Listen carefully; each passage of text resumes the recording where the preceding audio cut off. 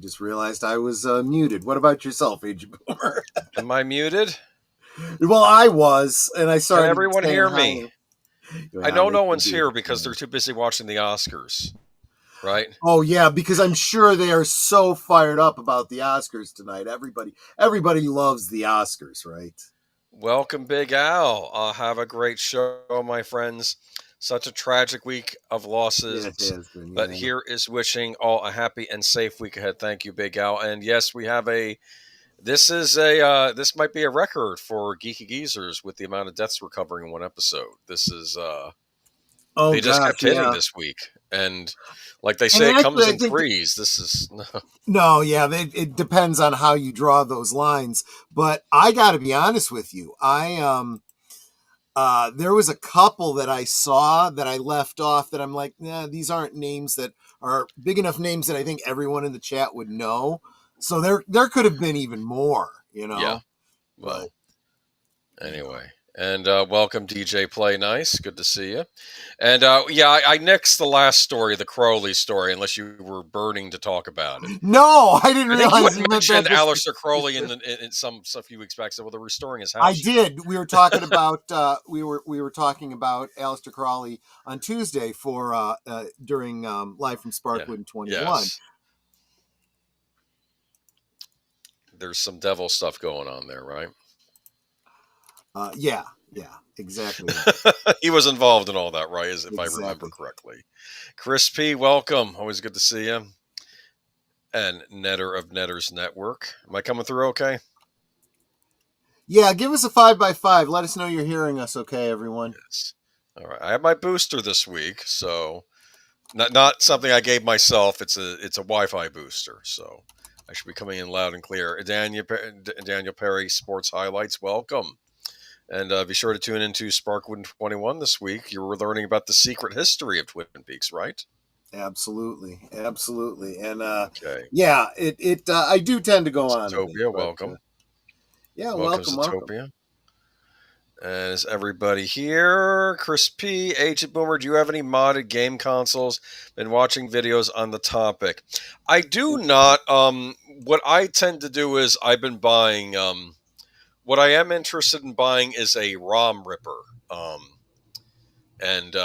Apparently there's a company over in Ukraine that makes them, but I was a little hesitant seeing how the situation is over there now. I might never see my money, so I'm going to wait a little bit on that. But you can copy. The idea is I would take my Super Nintendo cartridges, put all the information on an SD card, get an EverDrive, and then put that into my high-definition Super Nintendo, and all my games are in one spot, sort of like ripping off a CD into your MP3 player, I am wondering if Ukraine is like a hub for hackers, because I've gotten some stuff from Ukraine too, like a bypass for my printer when you're supposed to a part goes bad that you're supposed to throw out the printer and buy a new one. Well, I was able to go to Ukraine and get a remanufactured piece to replace it with. And I've seen some other stuff like that too. Stuff for getting around. So, because I'm a firm believer in right to repair. I don't believe in planned obsolescence. So, but I agree. Howdy, guys. Welcome, Accounting Sheep. I don't know if I've seen you here before, but welcome. All right. So there we go. How are you doing tonight? Oh, by the way, welcome to Geeky Geezers. I'm your host, Agent Boomer. This is my co-host, Pacelli. Welcome, everybody. Hello. I'm sure they know, but just in case they don't. And what do we do before the start of every show? We start talking about the good old days. But I don't remember you telling me what the good old days were going to be for tonight. Phenomena. Oh, that kind of makes sense. Phenomena. So you had mentioned this a number of times, and especially because it's Jennifer Connelly. Jennifer Connelly, young right? Jennifer Connelly. And I'm like, man, you'd think I would know this film, right? And all the clips you showed me, all the posters I'd seen, I didn't recognize. And then you said, but in the United States, it was called Creepers. And then I saw the poster for Creepers, and I'm like, boom, I remembered the VHS copy at the video store I worked at. And you cannot tell from that VHS that's Jennifer Connelly. She's got like, you know, half her face is all monster. That's the alternate poster, which I didn't even include in this presentation. I find that demeaning. Well, looking back now that I know what it was, I do too. That was one of those things where I had no idea what this was, so never even watched it. Now, here is one variant of that same poster where her face is not being torn apart by bugs, because, of course, that wouldn't happen in the movie, because she has a telepathic link with insects. She has control over them. She's not going to destroy her own face. That doesn't make any sense. Welcome, Enigma Severus. Yes, a little PowerPoint presentation going on. Actually, it's Keynote turned into a PDF, but close enough. I could probably... It's basically the same thing as PowerPoint. So, yeah, exactly. We figure this might liven up the streams a bit. Plus, we could actually show the articles if we can get a good shot of them. But this was the American post for Creepers. I have never actually watched the American cut called Creepers. I'll tell you a little bit about my history with this movie. Now, as Michael French was talking about in his thing about going out and exploring things that, you know, dipping your toes in waters you don't normally do instead of going with the same franchises. Well, I would do this with horror all the time. And Dario Argento was one of these directors. And I was like, And you know what? Over the years, I've come to love his work. But I think I'd seen some of his later movies, which weren't as good. But then I started finding his earlier films. And this movie is called Phenomena. Unbeknownst to me, this movie was released over here as Creepers, and I think as a result, this movie got a bad reputation, and people said this is a lesser Argento movie. It's not very good, and I think because they all watched this bad cut of the movie. There are actually I was just going to ask if there was a different cut between there are two other cuts of this movie. If you buy... that complicates things a lot. You know, it doesn't, because if you go out and if you get the Synapse Blu-ray, it comes with all three cuts on it. Disc 2 is the international version. That was the version I saw. That was the version that came out on DVD back in the late 90s, early 2000s. I picked that up, and I became obsessed with this movie. It's actually, I think in many respects, this could be my favorite horror movie of all time. Yeah, you've said that before, actually. Very original. So the international cut is what I recommend. The Italian cut is good, too. There are just going to be a couple sections where it switches over to Italian language, but that's okay because you get, like, subtitles. It's only like 4 extra minutes or something, you know. Sure. There's actually a scene when Jennifer Connelly, who plays the character Jennifer Corvino in this movie, so she's still Jennifer. Yeah. She's on the bus, and like this lady's yelling at her, "Miss, can you please shut the window?" And because it's the Italian version, the Italian segment, she goes, "No!" Like she says like that. And I'm like, I'm on her side. Shut up. It's my window seat. If I want the window open, I get the window open. Kiss my, you know what? I'm an American. That's what I would have said to her. Anyway. There have been murders happening in Swiss is short for Switzerland, right?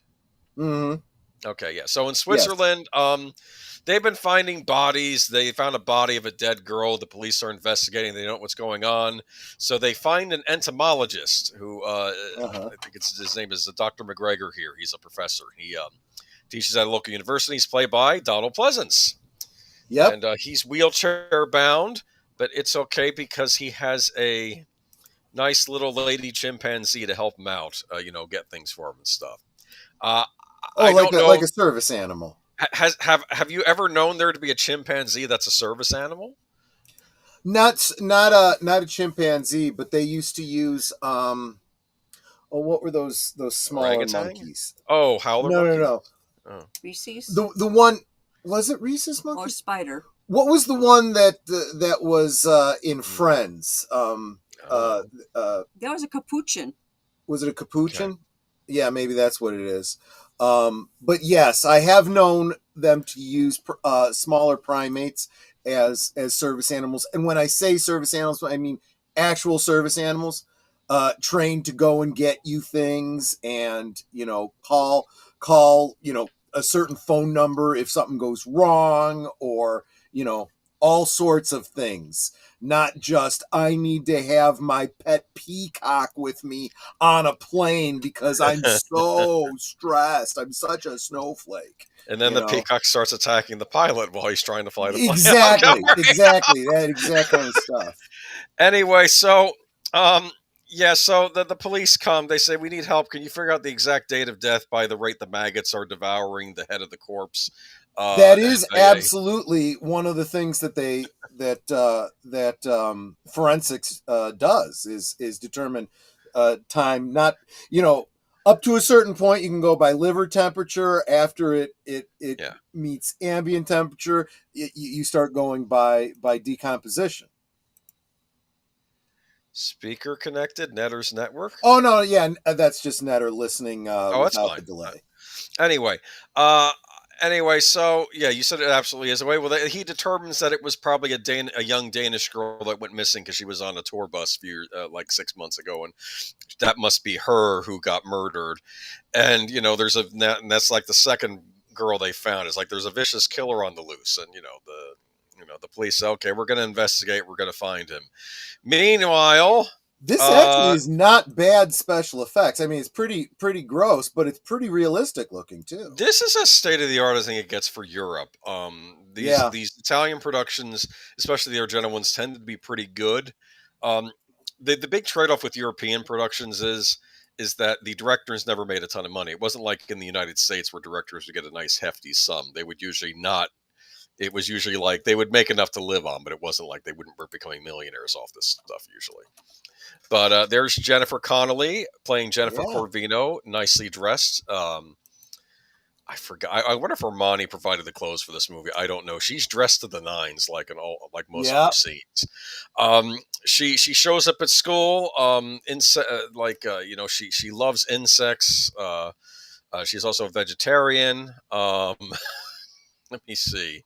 Let's move on. But she also has a problem that she sleepwalks. Oh, she shows up at the school. This is the Richard Wagner School for Girls, International School for Girls. So you have girls from all around the world attending this prestigious academy that's based on the American system of school. So I guess it's like American private high school. And I think she's like 13 in this. Anyway, late at night, she goes walking around her sleep, and she's sleepwalking. And this is interesting how this movie deals with sleepwalking. So, like, she's walking around and she seems conscious, but she isn't. Like, it's like she's in a dream state. And of course, while she's walking around late at night, she sees one of the other students get brutally murdered right in front of her, but she's doing this while she's sleepwalking. Okay. There you go. That's one of the horrifying murders. Okay. And she sees this, and then she falls down, and then she's wandering. Sees this isn't like part of a dream. This is actually what she witnessed. Well, that's the thing. Can she prove it was a dream? Can she remember seeing it? Because she was doing this while she was sleepwalking. This is actually happening in real life. But again, This is phenomena where things are already rather surreal anyway, because this is this weird, surrealistic Italian horror movie. I would argue that it dabbles between the real world and the surreal world. By the end of the movie, we're in the surreal world, but I'm not going to spoil that for you when you get there. Sure.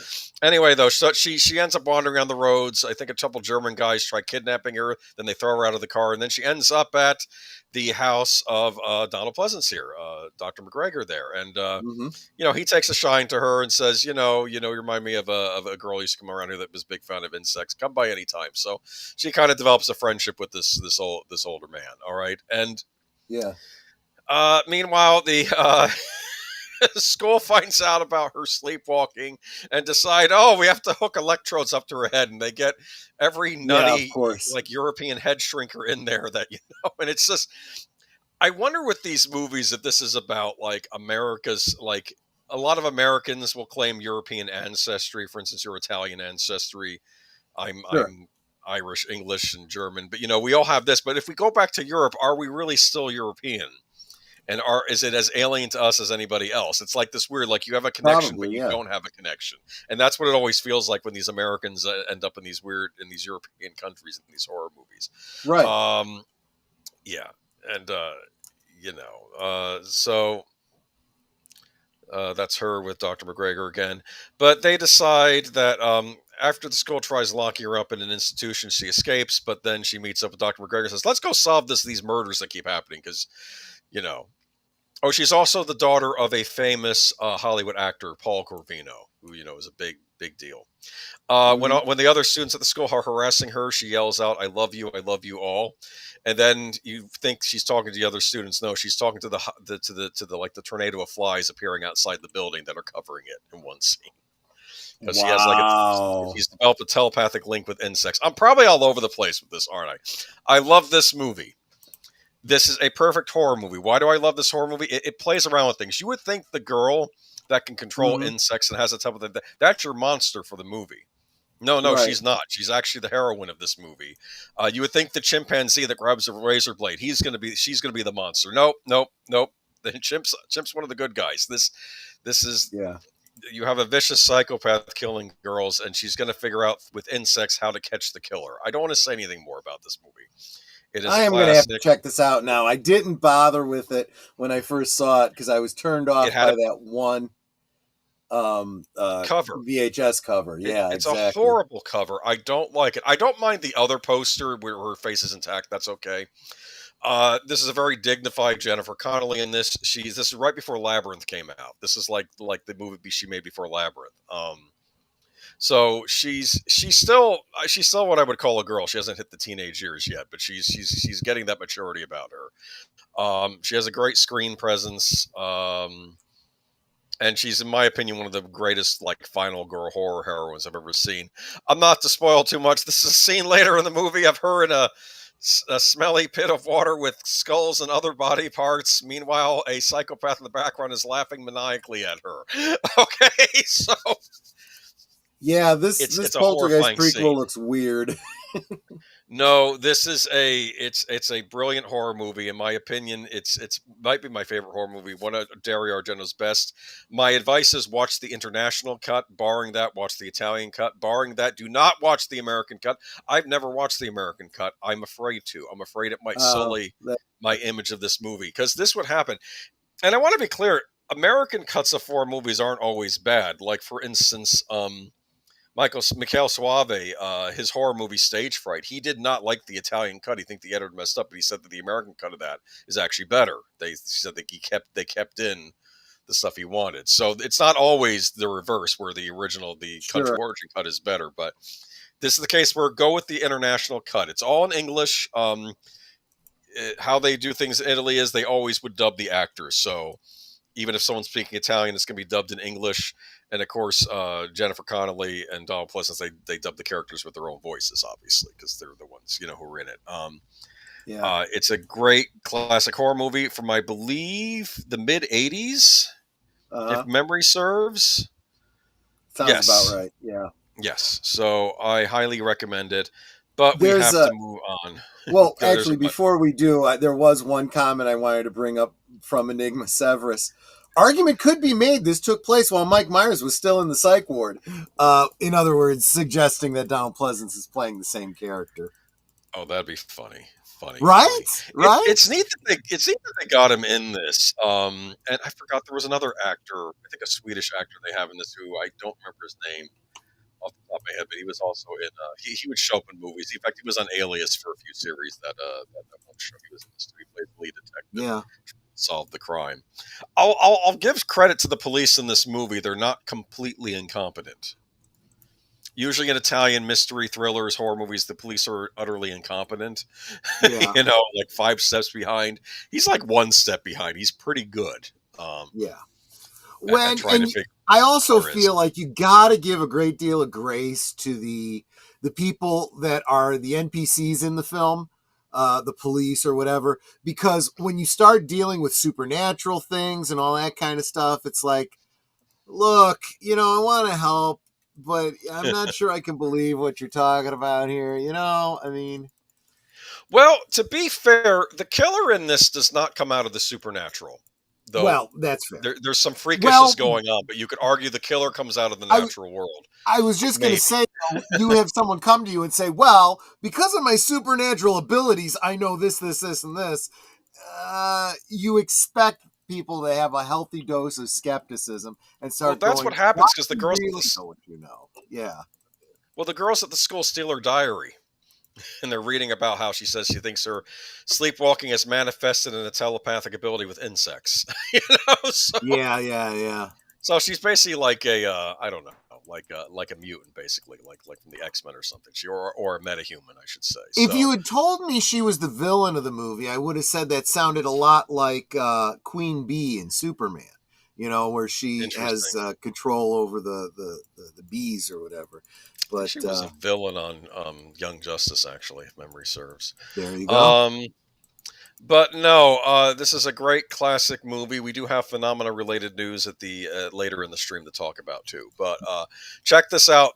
Sometimes you can catch this on streaming. Just make sure it's either the Italian or international cut. Do not watch Creepers. Watch Phenomena. That is the name of the movie. I will check it out. I am now interested. And the video game Clock Tower, which some of you may have heard of, the Clock Tower series that was inspired by this movie. Very popular movie in Japan. Interesting. It's interesting. I think they became obsessed with Jennifer Connelly in Japan for a little period after this movie. I never hear Jennifer. Yes. I never hear Jennifer Connelly talking about this movie. I have to do research as to why. I remember on my original DVD set, I think Dario Argento's wife was talking about. She stars in the movie. Dario Nicolati. She was saying how, the chimp removed some of her phalanges, but we reattached them. Like, what's a phalange? And I looked it up. Wait, fingers? Yeah. I didn't hear about that. I heard there was one scene where Dario Argento told, "Hey, Jennifer, could you turn the chimp's head a little bit more toward the camera? I'm not getting a good shot." And when she touched the chimp was giving her the death stare. The rest of the movie, the chimp wanted her gone. Oh yeah, I can imagine. So no, absolutely. Leave the chimps. Chimps are tricky to work with. In fact, they're terrifying anyway. All right, but Oscar update. What's going on here? I want to know. Let's see. Supporting actor Kieran Culkin, Real Pain. Supporting actress Zoe Saldana, Amelia Perez. I see. Zoe Saldana won for Amelia Perez, and Kieran Culkin won for Real Pain. Okay. And best adapted screenplay. Why did Zaldana win? Because she was able to make it through that POS film without cracking up. I mean, that in and of itself is probably Oscar worthy. You haven't even seen it. Welcome, Real Wade Nation Gaming Clips. Please, if you haven't, please check out this guy's channel, especially if you are into gaming. He's got great stuff. He's got great merch, and he is a huge supporter. Always liking and sharing out the stream, which I hope all of you are doing, my friends. So, I know that Snarky J had. I didn't even watch the video, but I saw the thumbnail, and it was like this. She was not happy with Amelia Perez. She was kind of angry about that movie, but. Yeah, she was. She that's one of the things I like about her. She is snarky. She does not hold back her opinion. Give me half a minute. I just want to bring up my notes. Talk to the chat. I'll be right back. Hold on. Okay. Fair enough. There you are. Actually, I have my notes up because obviously I need to be prepared to bring up the what is this that I just showed here? A clip? Yeah, no, the link so that you guys can see what we're talking about. Yes, I'll do that. The link that gives me the death stare when it's on here. Yes. It does. Okay, hold on. Sorry about that. Okay, give me a moment here. Yeah, we weren't. Netter and I weren't fired up about Titanic either. I know that everybody loves that movie, but no. That's a true story. Not the way they told it. All right, so I mean, they were right. The boat did sink. Okay, we'll give them that much. Roberta Flack, legendary pop R&B vocalist Roberta Flack, who was launched to stardom in the early 70s by the Grammy-winning hits The First Time I Ever Saw Your Face and Killing Me Softly with His Song, has died. According to a statement from her rep, no cause of death was cited. She was 88. We are heartbroken that the glorious Roberta Flack passed away this morning. February 24th, 2025, the statement reads, she died peacefully surrounded by her family. Roberta broke boundaries and records. She was also a proud educator. The classically trained singer-pianist only belatedly found fame when Clint Eastwood employed her 2-year-old version of The First Time I Ever Saw Your Face in his 1971 directorial debut, Play Misty for Me. Have you seen that movie? Mm-hmm. I have, yes. Scary. That is a scary movie. Don't say Eastwood doesn't do horror. That was a horror movie as far as I'm concerned. Anyway, that number one pop smash was succeeded by a second chart topper, 1973's Killing Me Softly. Both performances were acknowledged in back-to-back years with Grammys as Record of the Year, a feat that wasn't duplicated until U2 captured the same award in 2001 and 2002. She reached her peak with the 1974 pop and R&B smash Where Is the Love, which claimed the apex of both charts. In all, Flack's supple, slow-burning style brought her 6 top 10 pop hits and 10 top 10 R&B singles, some of them in partnership with the vocalist Donny Hathaway. Economically summarizing her appeal in The Rough Guide to Soul and R&B, Peter Shapiro wrote, urbane, genteel, and jazzy, Roberta Flack was in many ways the perfect soul act of the early 70s. Her pretty, sensuous ballads appealed to the Burt Bacharach Fifth Dimension crowd, while her shimmering keyboards and flawless diction made her the poster child of the penthouse soul crowd. Woman of many talents, I'm sure. You a fan? Oh yeah, absolutely. How could you not be? I mean, beautiful voice, super mellow. I mean, I wouldn't describe it as blues, but it's got a very bluesy undertone. Everything she did, So of course I'm gonna love that. Rest in peace, Roberta Flack. Thank you, Curtis Selby. Thank Absolutely. you, Deleted Scenes. Oscar update. Apparently, Flo won Best Animated Picture. What is Flo? No idea. I have no idea. We got a piece of them too. All right, so I guess now we're going to move on. Sorry, we got to keep moving on. I'd like to give people their time, but we got a lot of deaths to get through tonight. This is kind of a sad I know. I'm not going to try to... is... I don't want Geeky Geezers to turn into who died this week, but for this week, that does seem to be what it is. Even her speaking voice had soul. I agree. I believe it. I agree. Yes. Now we got to move on to. Yeah, this one is still a head scratcher. They are still investigating this one. Yeah, Gene Hackman. We're going to have more news on this in the weeks to come. Frankly, I think we want to give him a proper send-off at some point because I feel now there's a lot of speculation. But for now, we do have to tell you that Gene Hackman is dead at 95.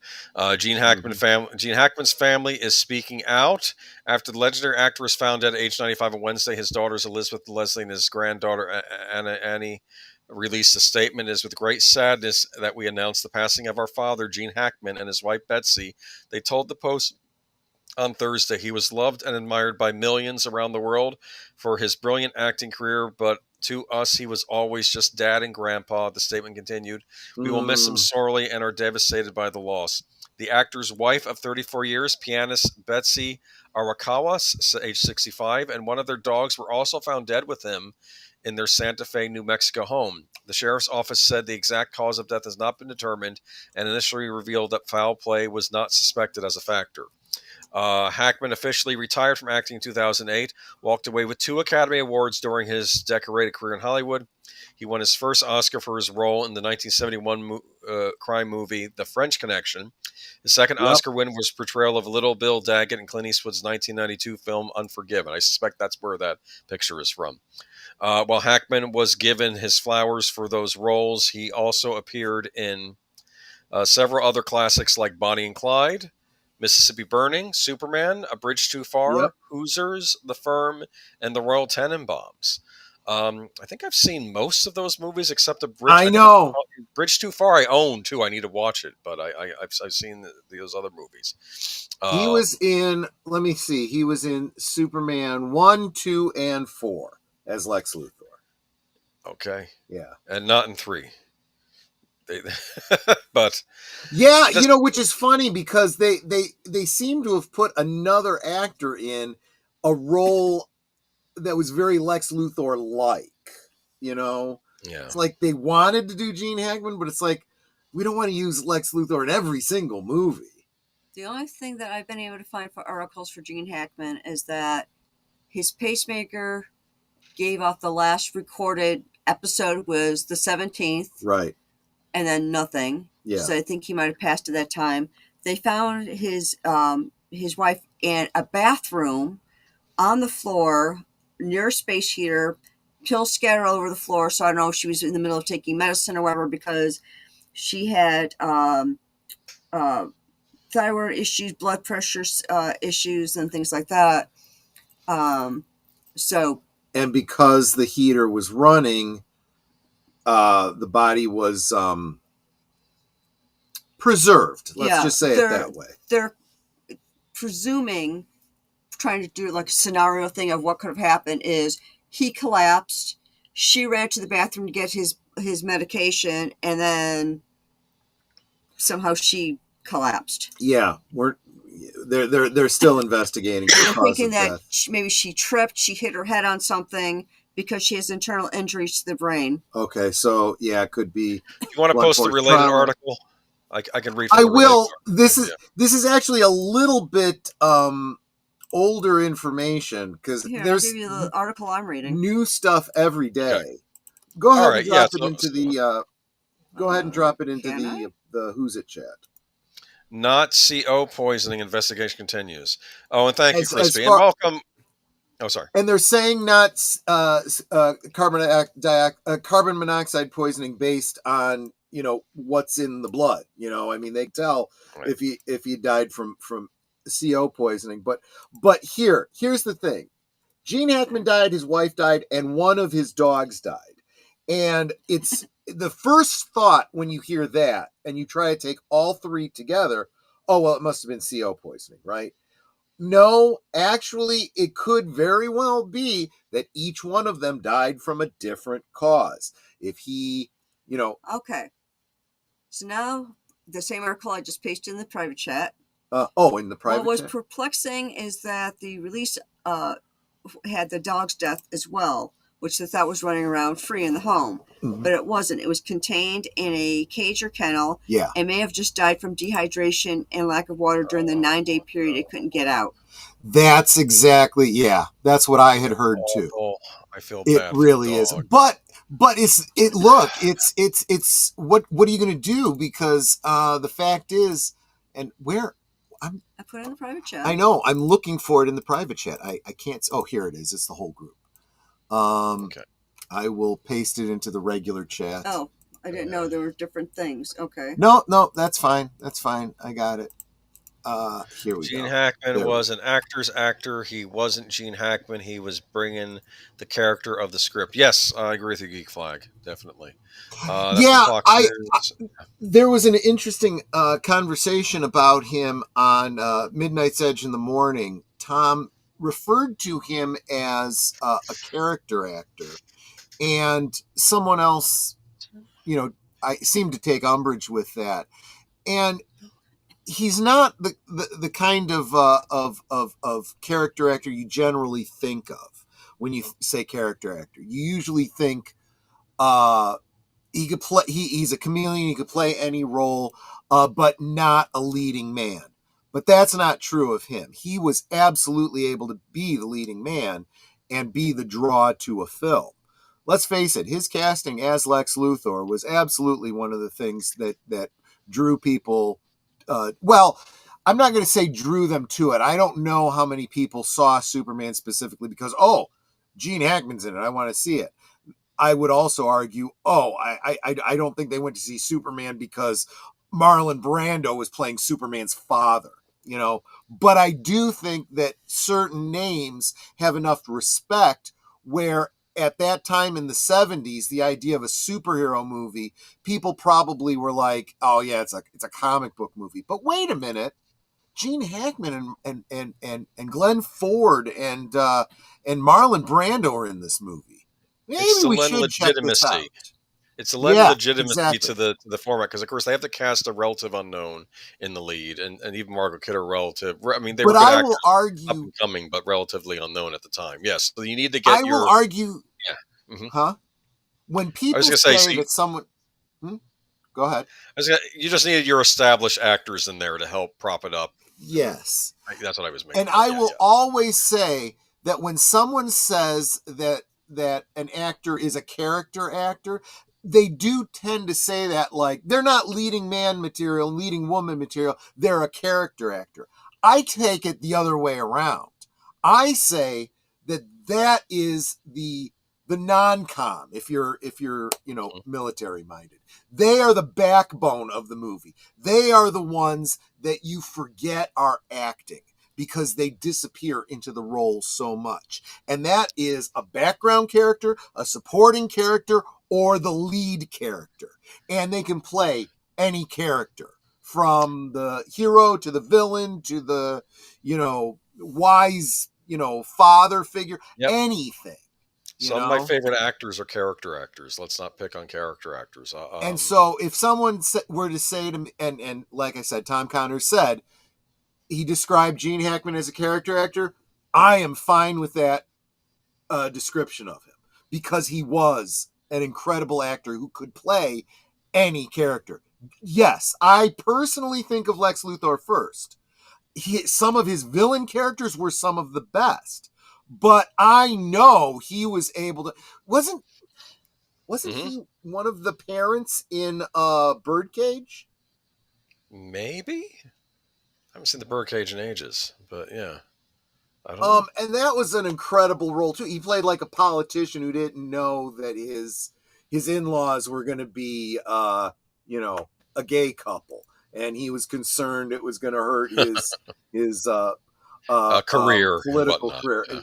Very, very funny. And at one point, in order to avoid the press and whatnot, he dresses up as a woman. Well, not really as a woman, as a female impersonator. And for all of his, conservatism, he's a little bummed that nobody found him attractive. It's a great movie. It really is. And that was just Gene Hackman. He could play any role. He really could. Brilliant actor. Again, don't censor the work he's been in. Disney. Yeah, exactly. And check out uncut versions of his films. I highly recommend him. He's always a delight. Great as Lex Luthor. Great in anything, though, really. So, just Unforgiven. That's what he won the Oscar for here. Where is he the villain or isn't he? I guess good way of putting it. But from his point of view, he's not in that movie. If you think about it, you look at it from his point of view in the movie, he's not. Even though he's kind of dictatorial in that town, remember, with the whole gun control thing and all that. There's the whole thing. But anyway, moving on to unfortunately another death. We're not done yet. Let's just move on. Yeah. And Robert Orci. This is interesting because I know this name. He's one of the Abrams group. Yeah, but don't hold that against him. He was actually the only one that was talented coming out of that group. Don't blame Star Trek on him. Well, let's go through this. All right, Robert Bob Gaston Orci, a writer producer, worked on some of the biggest action adventure sci-fi movies and television shows for the first 2 decades of the century. He died at his home in Los Angeles today, February 25th, after a battle with kidney disease. He was 51. Yeah. That's a horror. I'm sorry. Yeah. Born and raised in Mexico City, Orci moved to the United States with his family when he was 10. He started off as a writer-producer on Xena Warrior Princess and Hercules Legendary Journeys, and for most of his career was partnered with Alex Kurtzman. I was going to say, his work on those is just brilliant. He wrote some of the best stories of 2, I think, very underrated shows. The Legendary Journeys of Hercules and Xena Warrior Princess were just brilliant. Sometimes silly funny, sometimes just good action drama. And he did some great work on those. Orci was co-writer, producer on 2009 Star Trek movie reboot and its 2 sequels, as well as the 2007 Transformers movie and 2009 follow-up Transformers Revenge of the Fallen. Orci's feature credits also include writing Mission Impossible 3 and The Legend of Zorro, and producing on the Now You See Me franchise, The Proposal, Eagle Eye, The Mummy, as well as The Amazing Spider-Man 2, which he also co-wrote. In television, Orci was co-creator, executive producer of CBS's Hawaii Five-0 reboot, and on Fox's Fringe and Sleepy Hollow. Was Sleepy Hollow good? I never watched that. I never watched the TV series. I don't know. I have to assume it was pretty good. I do want to shout out The Legend of Zorro, though. That is possibly one of my favorite. Well, I'm going to say one of my favorite superhero films. I mean, that is the one with Banderas and Hopkins. Yes. Zeta-Jones. Yes. Okay. So tell me, Orci wasn't a good writer. I mean, he also worked on ABC's Alias and CBS's Scorpion. Scorpion. That was a show that made me very angry because I actually really liked Scorpion. Did you ever watch Scorpion about the geniuses that would help out the FBI and things? I did not watch it regularly, but I did see a couple episodes, yeah. What made the show clever, one, none of them had, like, proper social skills, right? Which, they were, of course, makes them endearing, yeah. Yes. But some episodes weren't even about them. Like, one episode might be about them trying to stop like someone from blowing up a building, right? Another episode might be about them trying to save a kid stuck at like a cave near high tide, and they have to get him out before he drowns and use scientific means to figure out a way to get him out without killing him. So it was interesting. They were using science-based solutions. It was actually genuinely funny. It had the guy from Terminator 2 in it, the one who played the T-1000. That's right. Like handler. Yeah. You're absolutely right. I thought it was rather good. It ended on a cliffhanger, though, which annoys me. And then it didn't get renewed.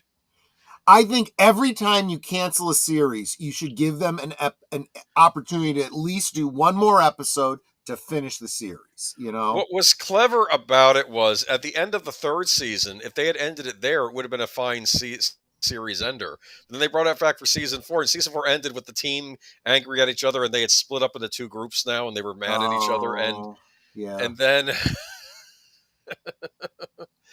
and then we were going to figure out how they were going to get back, together in the next season. Then CBS canceled it because that's what CBS does. They cancel shows I like and keep shows I hate on the air. But what can you do? It's just CBS. That's exactly right. Never mind. Real quick, I want to say hi to FKHC 2005, who came and joined us, as we know him as Tim. It was my new Numbers. Okay, I used to watch Numbers, so I needed a Numbers replacement. Oh, right. And now there's no show like that. I do see that kind of connective tissue there. Yeah, absolutely. Except on Numbers, he had social skills. He was a genius, but he wasn't so weird that he, right. I mean, he was normal. He even gets a girlfriend, a fiance, marries her at the end of the series, who was his TA. Naughty. Yeah. I know. Very that would not fly on TV today, even though they're around the same age, because he was a super genius. So he excelled at school and got up there. Yeah, but I don't know. But Sleepy Hollow series season 1 and 2 was good, and then it fell off in season 3 way off. That happens with TV. Yeah. Like some shows start out great. I would admit that I think Fringe was very consistently good from beginning to end. Yes. So I recommend that show. But absolutely, my only regret is they didn't have a full season for the final season, but I think they still wrapped it up well. And this is also why I feel that you got to give Orci his due as a writer. Just because he was associated with the bad reboot robot, whatever, and the J.J. Abrams and all of that. You can blame them for the issues that you have, but not his writing. He did to the extent that you can blame him for Star Trek, blame him for taking the job, but not, he's clearly a good writer. He didn't go into things to destroy them. He just got pulled along for the ride.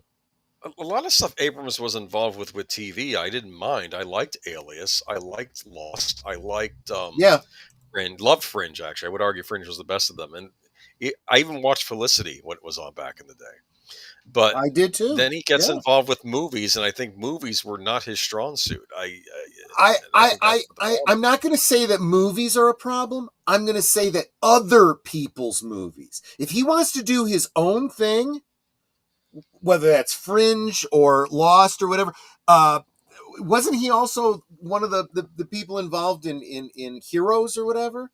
Do it. Fine. Go do that. You make up your own characters and tell your stories. Do your mystery box and whatever.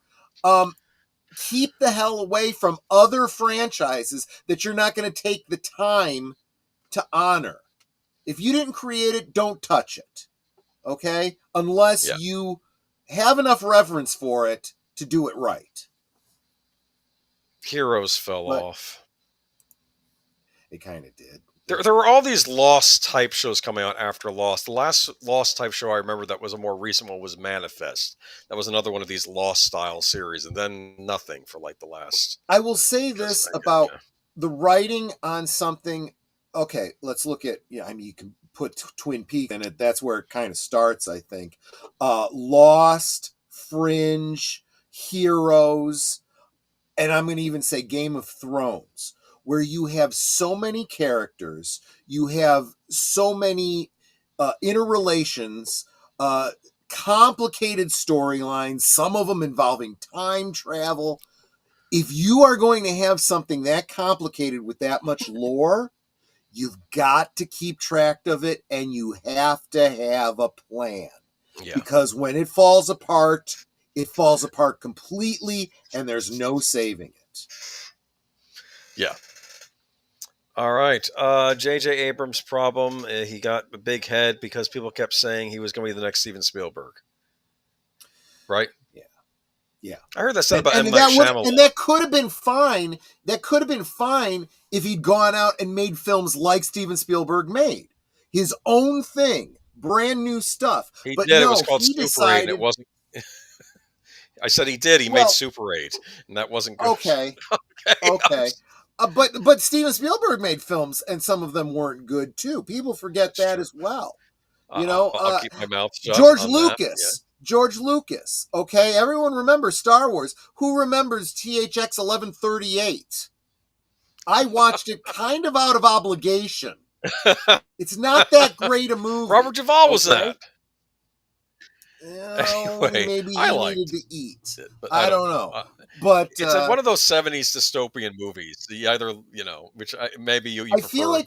You prefer Logan's I feel like Run, we got off track here, and let's get back to the death.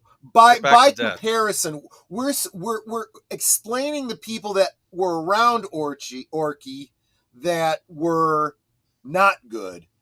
By comparison, he actually was a very good writer and doesn't deserve the stain of the people that he was associated with. Is all I'm really getting at with all of that. Moving on. This one was a shock.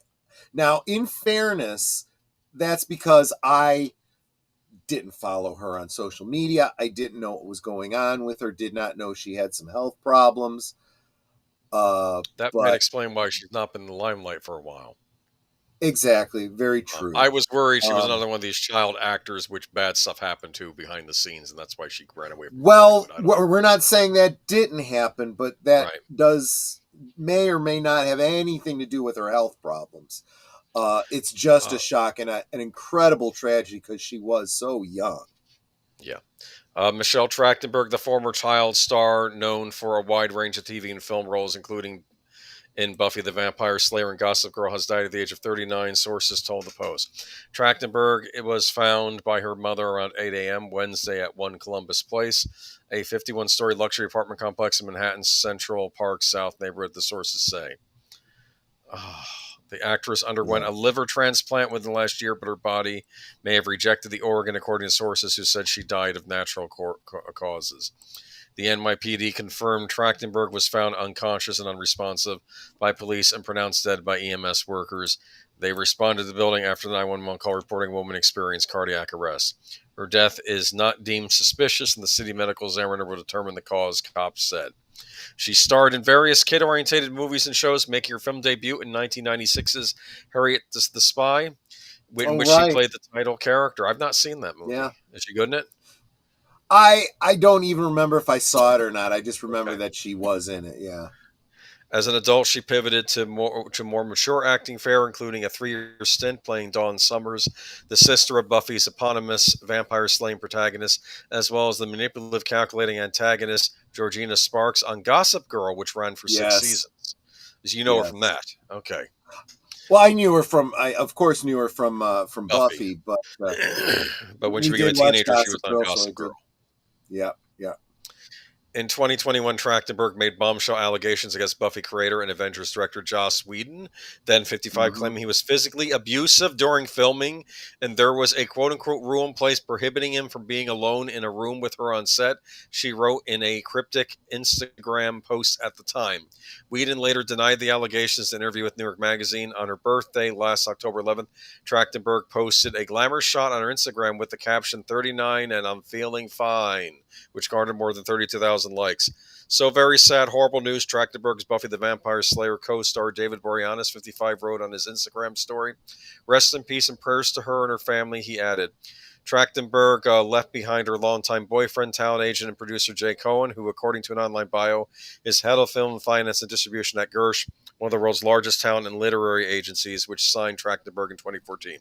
The pair were first linked in 2020, according to People. Cohen has 2 adult daughters, Rachel and Lily. I assume that's from another marriage. I do want to make a point. It's not in this article, but Sarah Michelle Gellar said some kind words too. I think she needed more time to process this. That's why it didn't come out right away. Yeah. So, but yeah, this is very sad. And 39, she had so much more life to live, gone too soon. I know, and it sounds like it was just health related. Liver transplant gone bad. But it really is sad. I still want clarification on the Whedon statement. Well, we're not going to get it at this point because he's denying it, and she can no longer give, unless there were other people on the set. Apparently, if there was a rule, other people would have known about it. But I don't know. I mean, knowing what I know about Whedon, there has been talk and whatnot, but it may not be exactly what people are thinking. But it doesn't sound like he created what you'd call a very friendly working environment. No, physical abuse could have mean maybe he knocked her around, like maybe pulled her or did something like that. Maybe it may have nothing to do with that kind of abuse, but physically abusive could mean other things. It could mean slapping someone, or which still isn't okay, but it's not the other thing. Yeah, exactly. Not saying that he did that or he was even accused of doing. We don't even know because it's one person is saying one thing, the other person is saying the other thing. We don't know, but.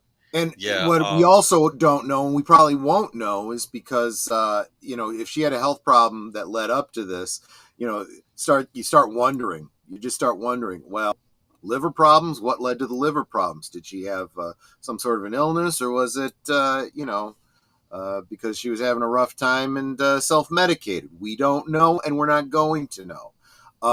And in this case, there won't be any investigation because.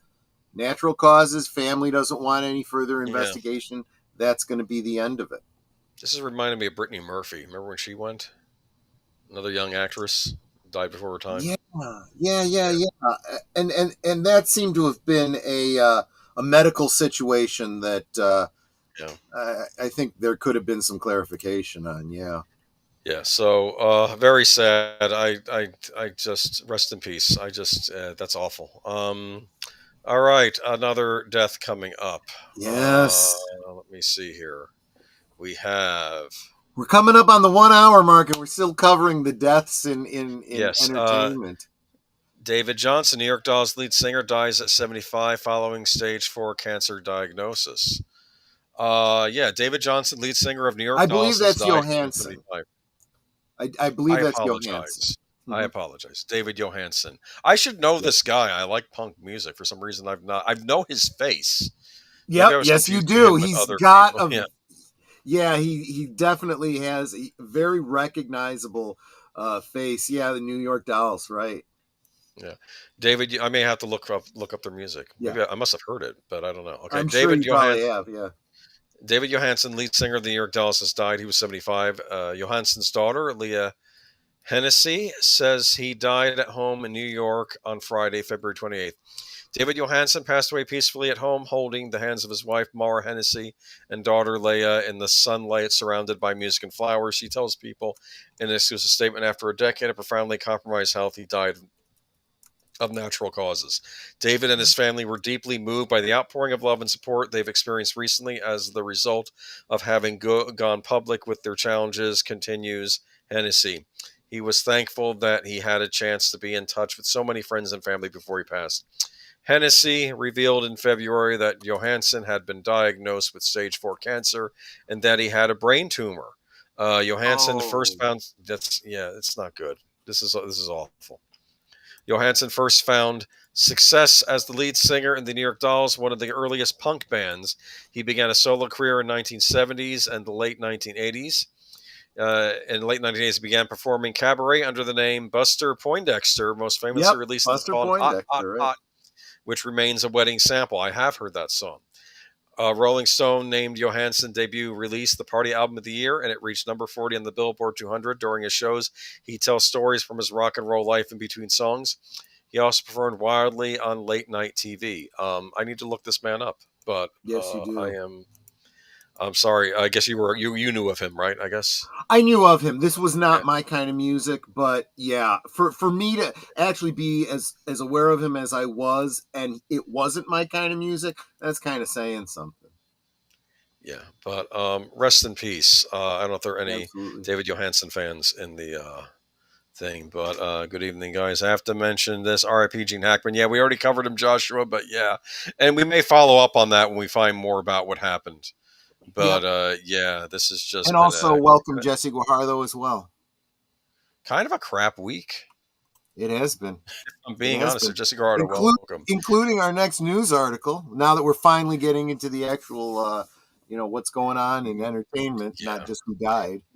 Go ahead and paste it. So you had sent this to me earlier in the week. Let's go ahead and get to it. And I mentioned this yesterday. I'm going to say it again. This is why I'm so glad that we are a weekly news show and not a daily one, because we can see a week of development and comment on it, and we still are not going to be able to give you anything definitive. No clickbait here. I actually was very specific in the thumbnail for tonight that it would make it very clear that we are not trying to clickbait you, almost implying that we have nothing confirming or whatnot to. But we'll get to it there. Yeah. Enough of that jazz. I'm going to Kathleen Kennedy to exit Lucasfilm president at the end of the year. I see fortune in the background of that picture. Looks like your fortunes have turned, Kathleen. Yeah. Getting a little ahead of yourself there. No, man, she's out of there, man. She's out. I'm reading from this article. It's about time. It's about time, man. This is a late night shocker from Matt Baloney's Puck newsletter. Big fan of the Puck newsletter.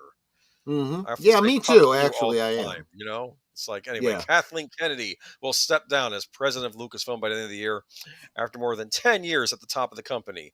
According to the report, Kennedy had planned to step down by the end of 2024, when her contract was also up, and had even set up an interview with a reporter, but eventually decided to stay for one more year.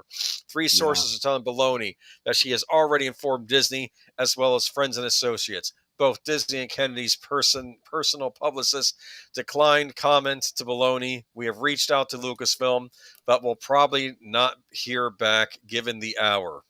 So I have to say, everyone was excited. They're like, okay, it's happened. It's happened, right? How do I remove stuff once I put it in?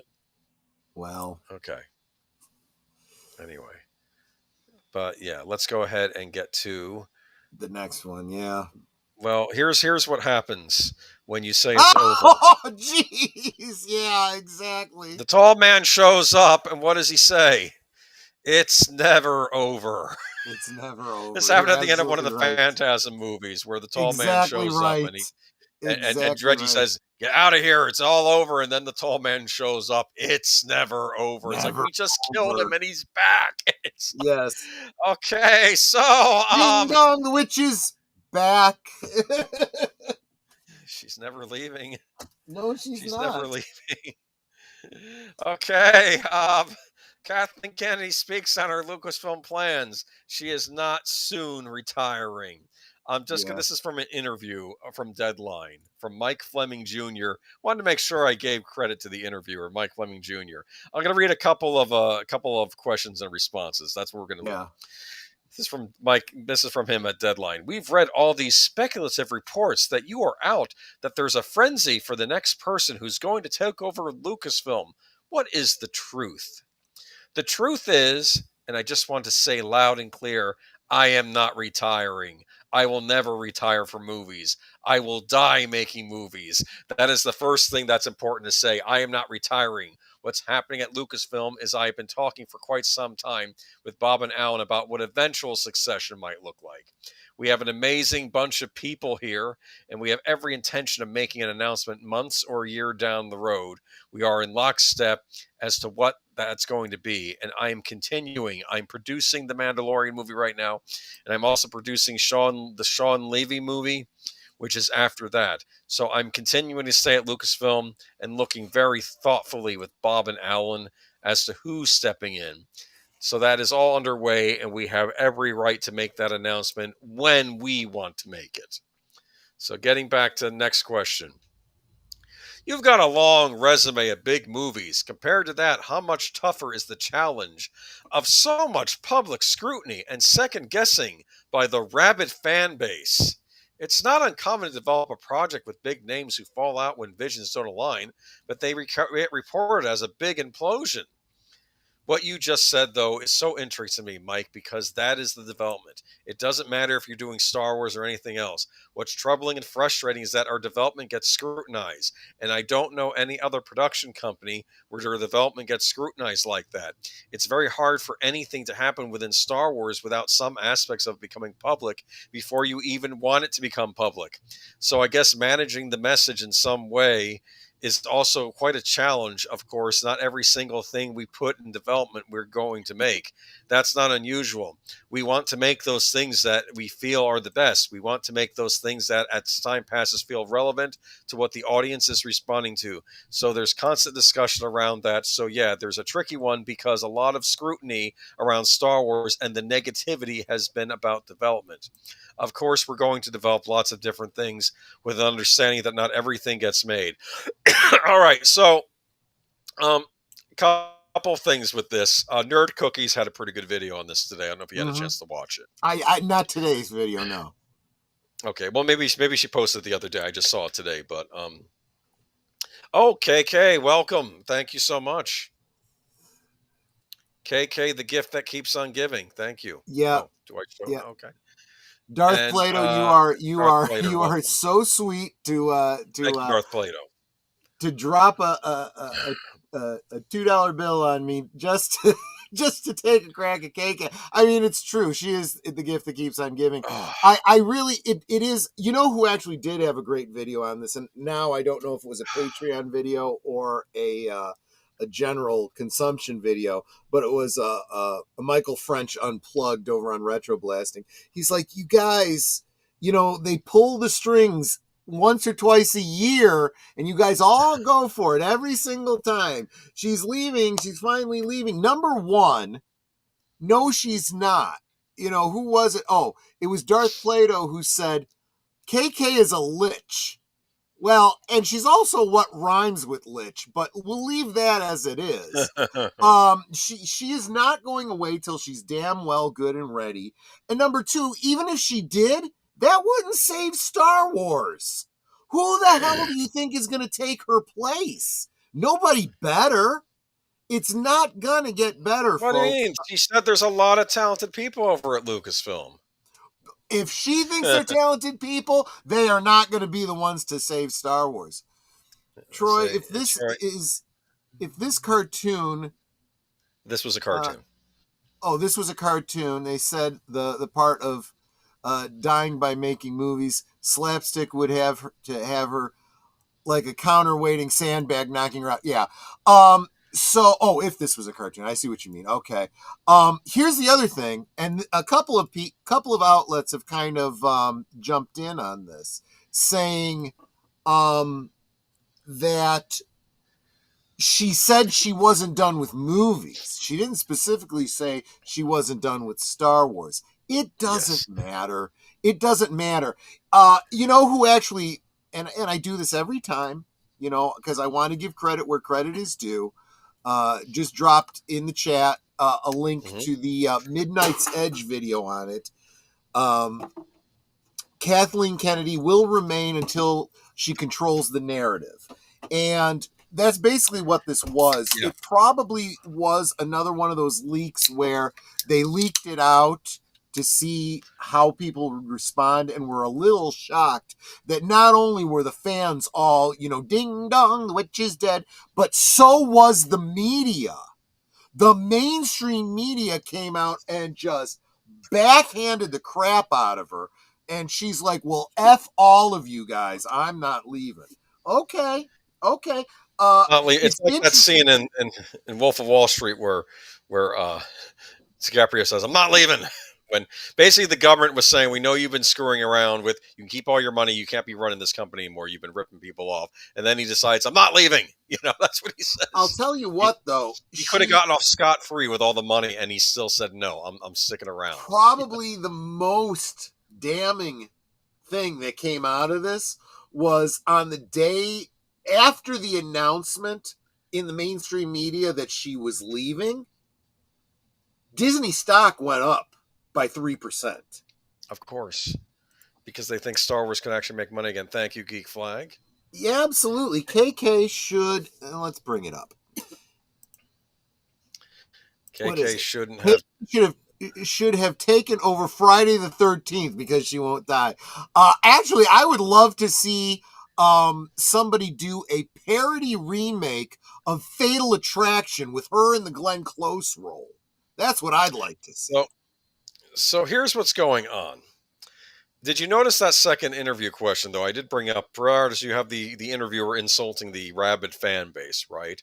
And she's saying, they get so upset about production and things about they may come to fruition. Like, you're the one who keeps announcing stuff that never comes out. You're saying this is coming out. That is not the fan base getting angry about something that leaked. That is, at this point, us making fun of you being a clown.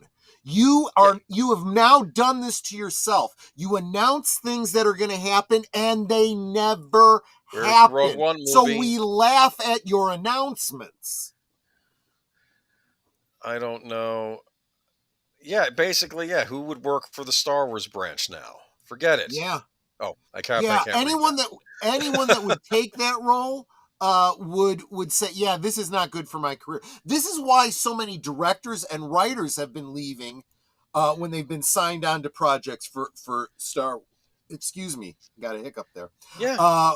When they see what's going on behind the scenes, they go, I don't want any part of this. And I have no sympathy for the people who come in, like Ron Howard, who comes in after the fact to try and save something.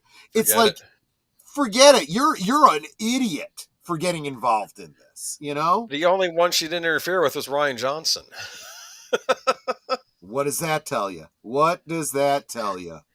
And here we are just stuck. And it's like, I know Michael was saying she just does this to get Lucasfilm the news. And it's just, Lucasfilm, what do they do? Like, I kind of want to say all these talented people over at Lucasfilm, right? Oh, you're also talented. Make a new property and see how it does in the market. But you do have to understand. Make an original movie.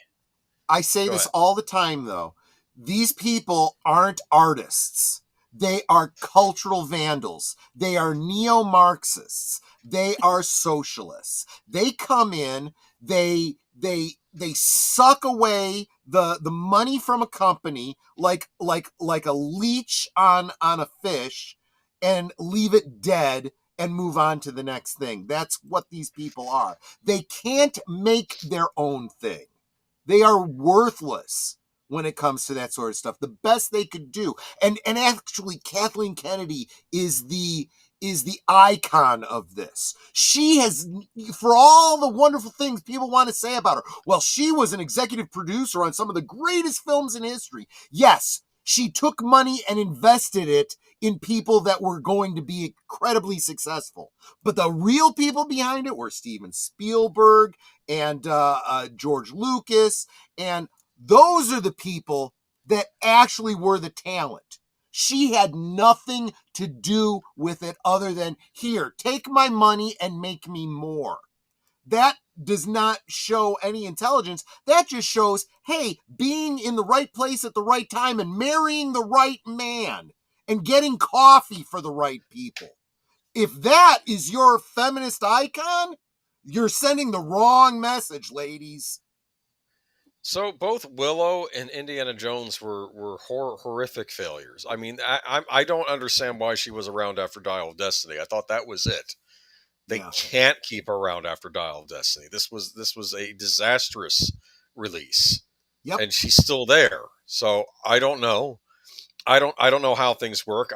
Maybe she knows where certain things are buried. Maybe she helped Iger clean up one night when he was got tipsy and did something bad. No, honestly, I don't think that's the case, because people said that a lot when you saw all the news media coming out in favor of her for so long. Now they've all turned against her. And why is that? It's because they're not getting the kickbacks from Disney anymore. And we can also argue that Disney has lost certain funding recently that had nothing to do with ticket sales, but that's beside the point, I'm sure. Yeah. All right. Moving on. Moving on to another franchise that may now be saved because of the news that we're getting, right? I don't know. Just waiting for it to turn. Oh yeah, your favorite. That's actually a really cool picture, don't you think? Yeah, it is. It's like the two different Clayfaces he's fighting. That's from the comics, right? Yeah, but there's actually more than 2 Clayfaces. There's at least 5. Check out Casually Comics. Sasha's got a video for each one of the many Clayfaces that there have been over the years. Okay. Oh, wait a minute. What the heck? Did you do one for the Pattinson one, or did I put them all out of order? No, I might have forgotten to do. You know what? We'll just use this for both. Yeah, that's fine. That's fine. And now I hit previous slide, so we're going to take 10 minutes. Okay, let's. I was going to say that could be used for Clayface too, I think. Oh no, we can use it for both actually, because what is it? It's Batman, right? It's Batman. Yeah. So it relates. We'll just make this for both. At least Batman's in there. At least I put Batman in there. Okay, James Gunn and Peter Safran have confirmed that the Brave and the Bold will introduce a new Batman into the DCU, ruling out actor Robert Pattinson in the process. Speaking during a DC Studios presentation attended by IGN, co-chief Safran and Gunn said Pattinson will play Batman in director Matt Reeves' Batman universe, dubbed the Batman Epic Crime Saga only. Did they name it now? The Batman Epic Crime Saga. Do you like that? That's what the Batman now belongs to. There was the Dark Knight trilogy. Now you have the Batman Epic Crime Saga. It's clearly not. Okay, it's clearly not the plan, Gunn said, of the possibility of Pattinson crossing over into DCU.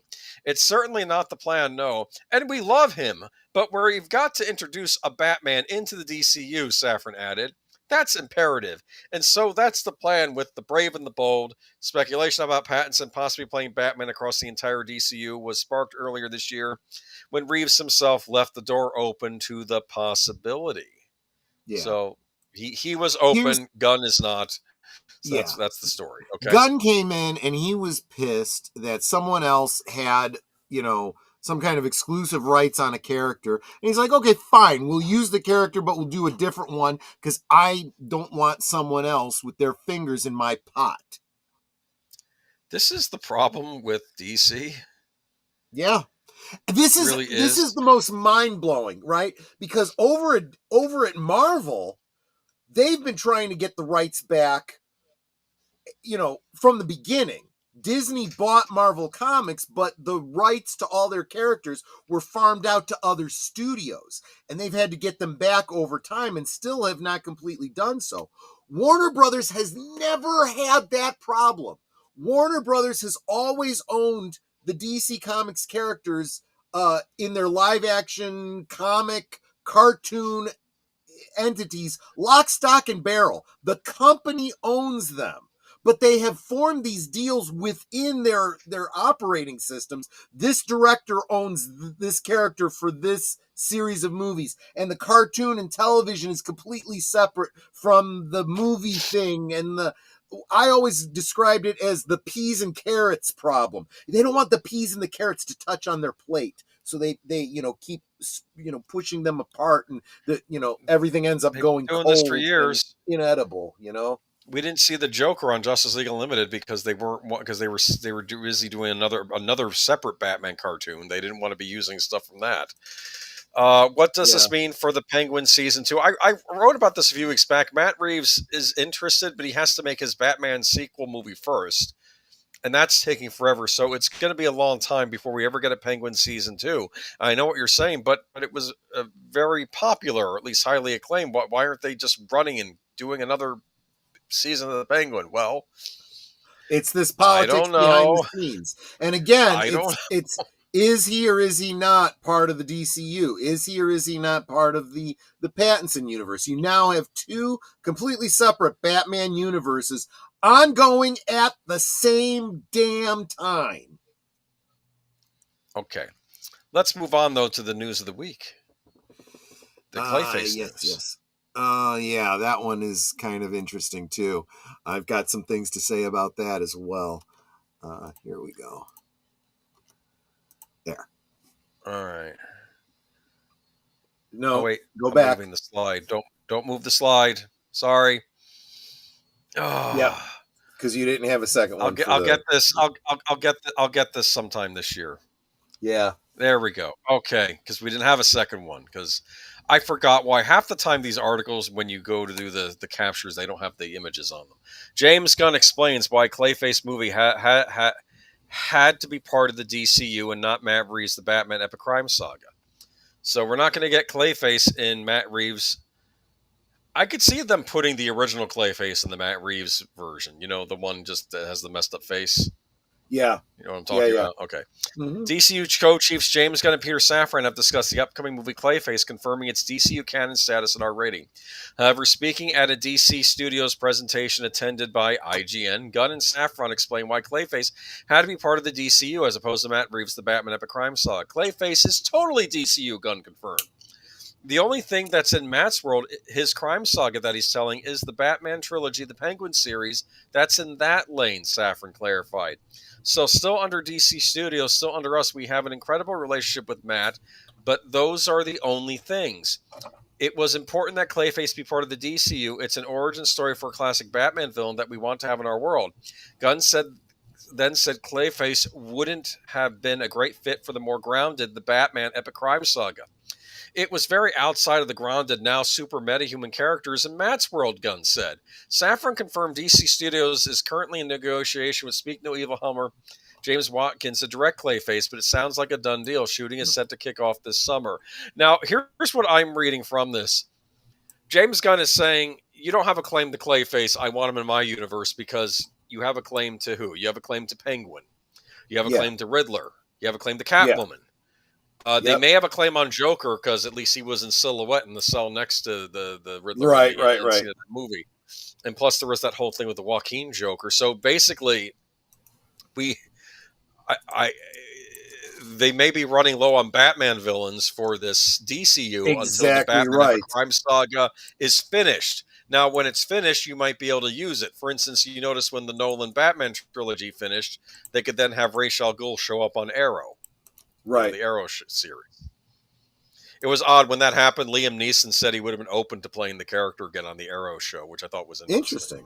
Yeah. He said, "Hey, he liked playing Ra's al Ghul, so he said he would have been willing to do it again if he wanted him to." But Clayface, our woman, our ate Wonder Woman once. Funny story. That's interesting. Darth Vader sounds like a dirty fan made comic. Okay. Are you excited for the Clayface movie though? I mean, could be very interesting. No, I'm not, and I'll tell you why. Movie with no Batman in it. Yeah, it's another villain movie with no superhero in it, and James Gunn describes it as body horror, which I understand. There is that element to it. You don't jump into that. That's something you lead up to, and unfortunately, they don't know how to tell these stories. So, don't even get me started. Now, if only Nolan would have said Raish's name right. Yes, he said it Ra's. Yeah. Ra's al Ghul. I learned the pronunciation from Batman the Animated Series. That's how they said it on there. Yep. Maybe they were trying to make him... You just cut out on us. They were trying to make him what? The wrong way, because it was during the War on Terror when that was going on. Exactly, because it is Baby Doll and Killer Croc. Yeah, with no Batman in it. You know, I mean,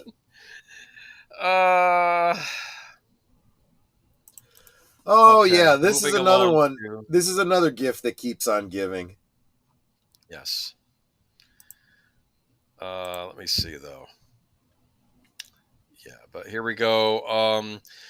WB Game Studios are in bad shape. Lots of studios are now closing. We just picked one article from the bunch because there were too many of them. But Suicide Squad's $200 million failure was so damaged, reportedly contributed to the cancellation of Monolith's Wonder Woman game. Wonder Woman was reportedly canceled partly because of Suicide Squad and Multiverse flopped so badly. Earlier this week, Warner Brothers Games announced that it had scrapped its solo Wonder Woman game and closed down its studio Monolith Productions for good alongside multiverse developer Player First and WB Games San Diego in a move the publisher called strategic change in direction.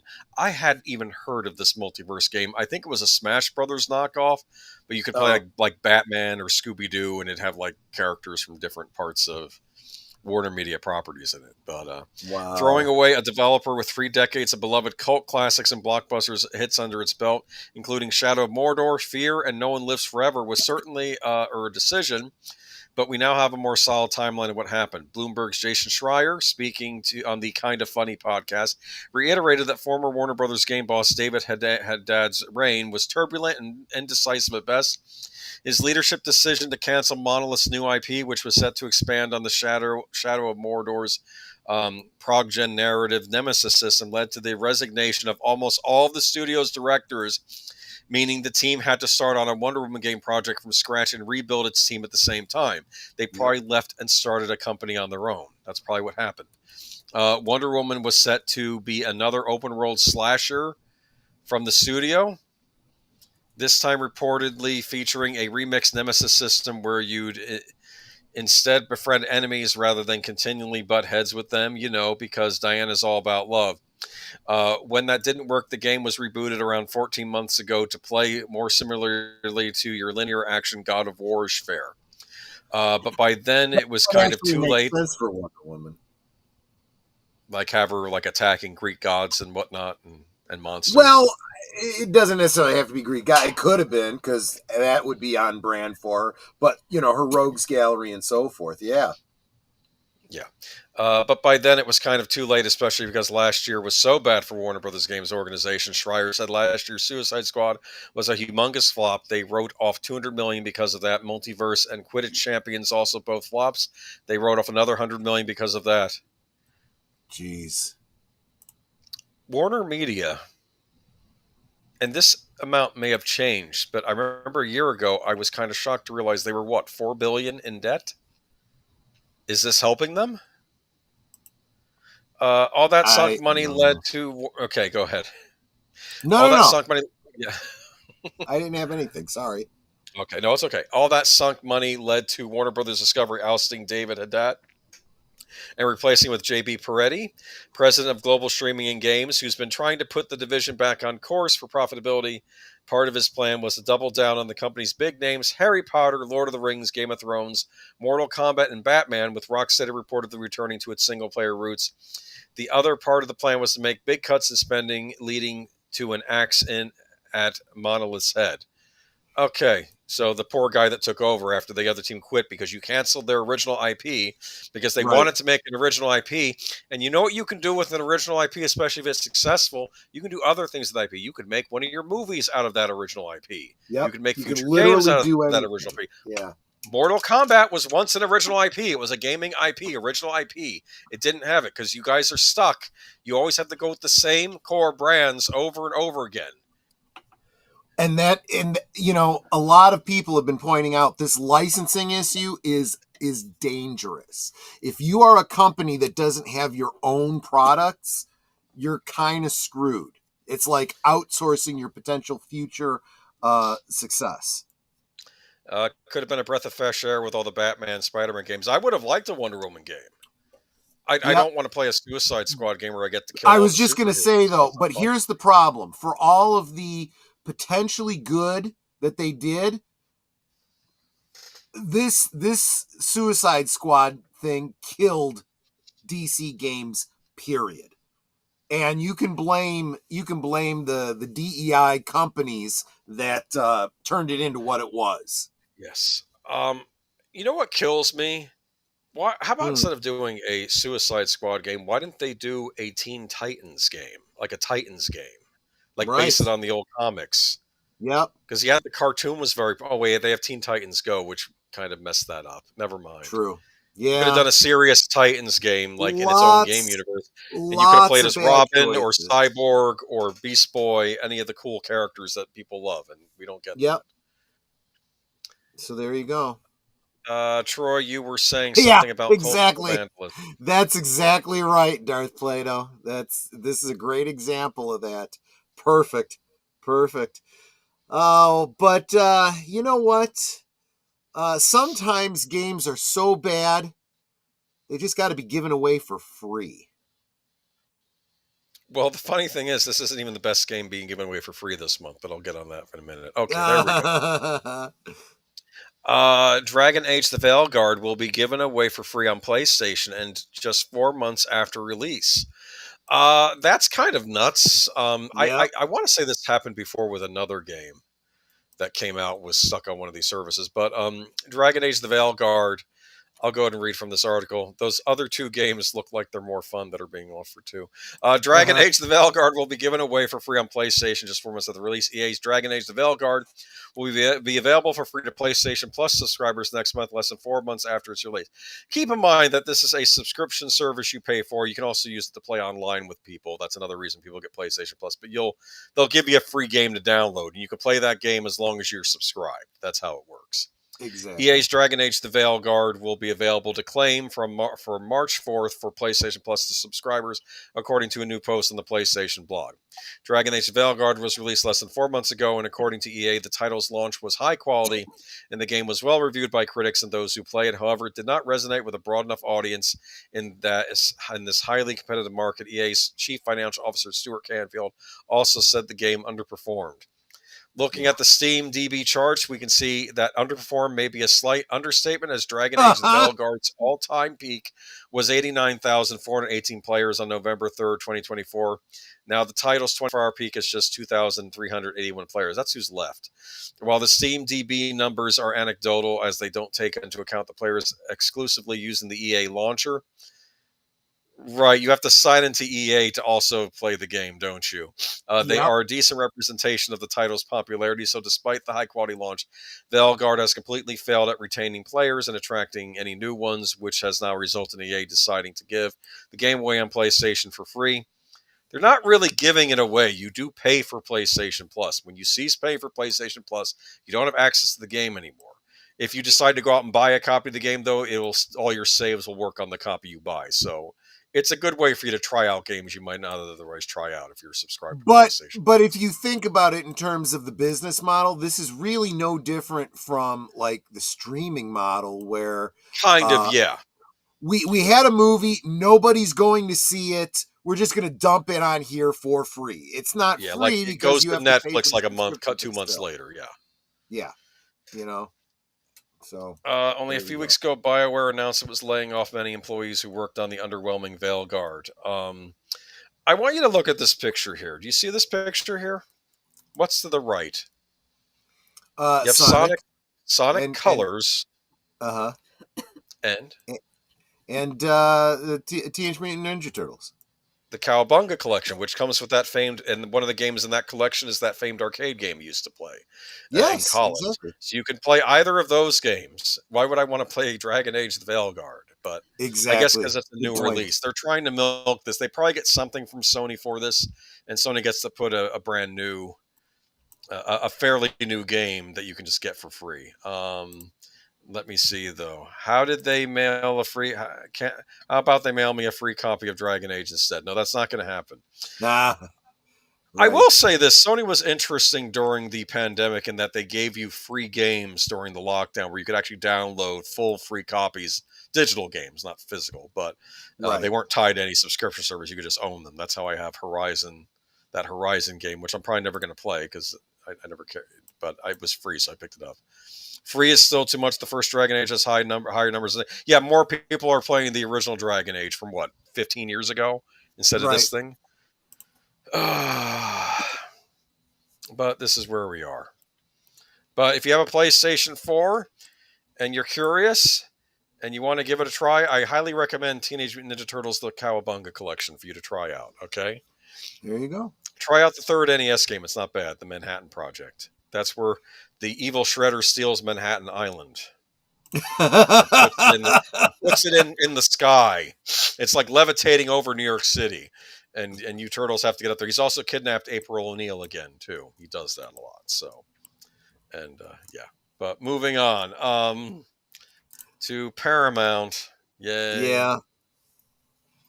Well, starting I don't really with hate Paramount, CBS but I don't News. love them either. I'm sorry. I'm with you there. All right. Look at that. Tom Sabrowski named president of CBS News. What did CBS do that got them into hot water with a certain administration that's running the country? Did they spread some lies on 60 Minutes or saying something? some stuff that wasn't strictly true. Yeah. Okay. Tom Sabrowski, who had top roles at ABC News, has been named president and executive editor at CBS News. Sabrowski's appointment follows the exit of Adrienne Rourke, who announced last week that she was going to Tegna for a senior role. Okay. Sabrowski will oversee the news division at a time of upheaval and uncertainty at the network news division, with the pending acquisition of CBS Paramount Global and with the pending acquisition of CBS Paramount Global by Skydance. Third choice, people. The FCC also opened an inquiry into the way the 60 Minutes edited an interview with Kamala Harris last year, although Democrats on the commission say that the investigation is politically motivated effort and that the network's news judgment is protected by the First Amendment. Oh, God.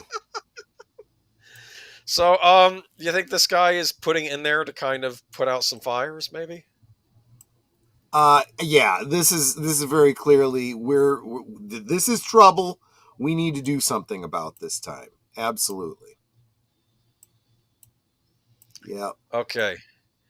Jessica Hardo, you have a PS4 and you don't care about stuff you can't touch, don't worry. You can buy a physical copy of the Cowabunga collection.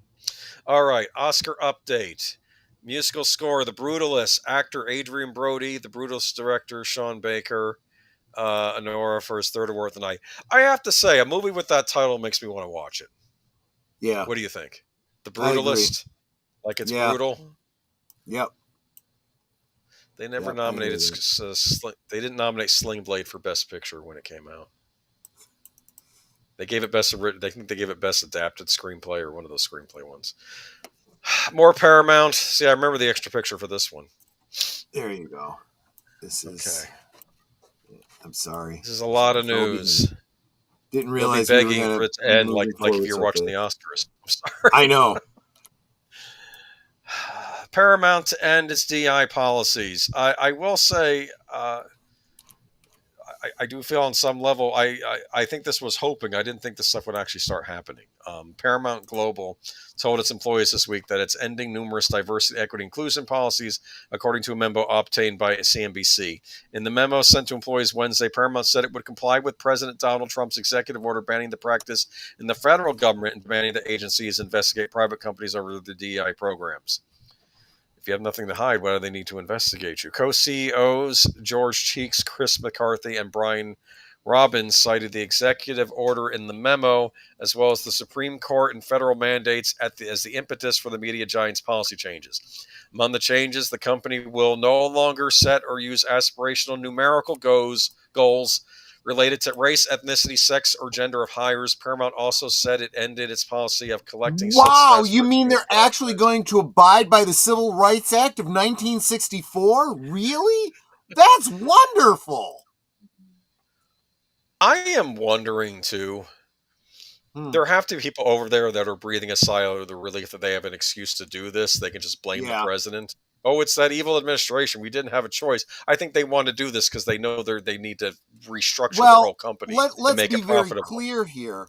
There is no obligation for private companies to do anything based on any executive orders by the president. That only applies to government agencies. The federal. That's what they say. Yeah. Exactly. Yeah. That doesn't even states don't have to comply with that. The difference here, though, is that companies are realizing, if we want to continue to be profitable, maybe we should kind of start getting rid of these ridiculous policies that are I forgot killing to. business. It might also have to do with the fact that they want the merger to get signed off on. There is that too. That is an element of it. Saying, That's look, right. we'll comply with what you're doing. To be the best stories and continue to drive us, we must have a highly talented, dedicated, creative workforce that reflects the perspective experience of our many different audiences. Values like inclusivity and collaboration are part of the Paramount culture. Will continue to be the co-CEOs wrote in the memo. They added they will continue to evaluate their projects and seek talent from all backgrounds. You can seek talent from all backgrounds as long as they are talented, as long as they have the chops to make it in the business. It doesn't matter what color they are. That's the whole point, or what gender or sex or anything else. Yep. That's kind of the key here. Exactly. That's all we were asking. Don't discriminate for any. Just don't discriminate. That's what we're asking. Now that USAID is no longer pumping infinite money into the companies for DEI, they will actually have to make a profit to survive. Well, there's that too, and who knows what Paramount was getting from all that. Right. I'm sure it was about making educational stuff over at Nickelodeon, right? Oh, absolutely. That brand got destroyed. I don't know what they're going to do with Nickelodeon now. Yeah. They're desperate for the merger. They need to start doing reality TV over there because there's no sense in doing anything else. Yeah. DEI was actually dying before Trump got elected. There is a lawsuit working its way through the courts. I think they're using this as an excuse. There's actually a lot of lawsuits working their way through the courts, and a lot of them have already been settled out of court. So, yeah, there's a lot of companies that are getting hit really hard with those lawsuits. Yeah. Okay. John Lithgow confirms casting as Dumbledore. You know who Dumbledore is, right? Yes, I know who Dumbledore is. Wise old wizard from Harry Potter. Okay. John Lithgow confirms that he will play Albus Dumbledore in the Harry Potter TV show. Following the success of the 8 Warner Brothers films, J.K. Rowling's beloved book series is now set to make the jump to the small screen in a new series on HBO. Francesca Gardner will serve as showrunner for the Harry Potter TV show, but who will star in the series has remained a mystery. Last week, reported that Lithgow could be nearing a deal to star as Dumbledore, a role previously played by the late actors Michael Gambon and Richard Harris. In an interview with Screen Rant's Liam Crowley today to promote the new project, The Rule of Jenny Penn, Lithgow now officially confirms that he has been cast as the Hogwarts headmaster at HBO's Harry Potter TV show. Though the actor, who is 79, doesn't spill any details about the series, he does admit that the decision to accept was challenging because of the immense time commitment at this stage of his career. Check out Lithgow's comment below. Well, it came as a total surprise for me. I just got a phone call at the Sundance Film Festival for yet another film, and it was not an easy decision to make because it's going to define me for the last chapter of my life, I'm afraid. But I'm very excited. Some wonderful people are turning their attention back to Harry Potter. That's why it's been such a hard decision. I'll be about 87 years old at the wrap party, but I've said yes. Wow. There you go. That's going to be old. My biggest concern with this is he going to survive the part, because the original actor didn't survive the part, and they replaced him with Richard Harris. So that's true. I don't know. I mean, I know that people have been complaining he's not English, but to be fair, we've had English actors play American characters all the time. Exactly. I don't see that as a problem. Yeah. I think he has played English characters in movies before anyway. I think he was on that Crown series. But I don't know. We'll see. What's interesting is that he's already been taking a lot of flack from the snowflakes that are all upset and hate J.K. Rowling because of perceived slights to the LGBT community. Well, no, actually, not the LGBT community, the T community. Only the T community. People forget she was always actually pro-gay rights. This is something that always gets missed. She was never against that. It was, and I'm just saying, whether or not you disagree with her on that was her stance. She was just, never mind. I think a lot of what she said, even regarding the tea, has been taken out of context too. So y'all need to chill out. There was a great guy. Remember the guy that got fired from school because he challenged one of his students about, and then the student said, I didn't think about it that way. He had a great video about a certain president to president meeting recently. He had a really good video on YouTube. But I don't think we want to get political, but anyway, I think Lithgow can do it if he just lives. I think so. That's where I'm at. We'll see, because Lithgow was always a talent. I remember him in Twilight Zone, the movie. Remember the thing on the end of the plane? Oh, yes. Yes, I do. That was Shatner. The Shatner role. Yeah, exactly. Yes. Exactly. Mm-hmm.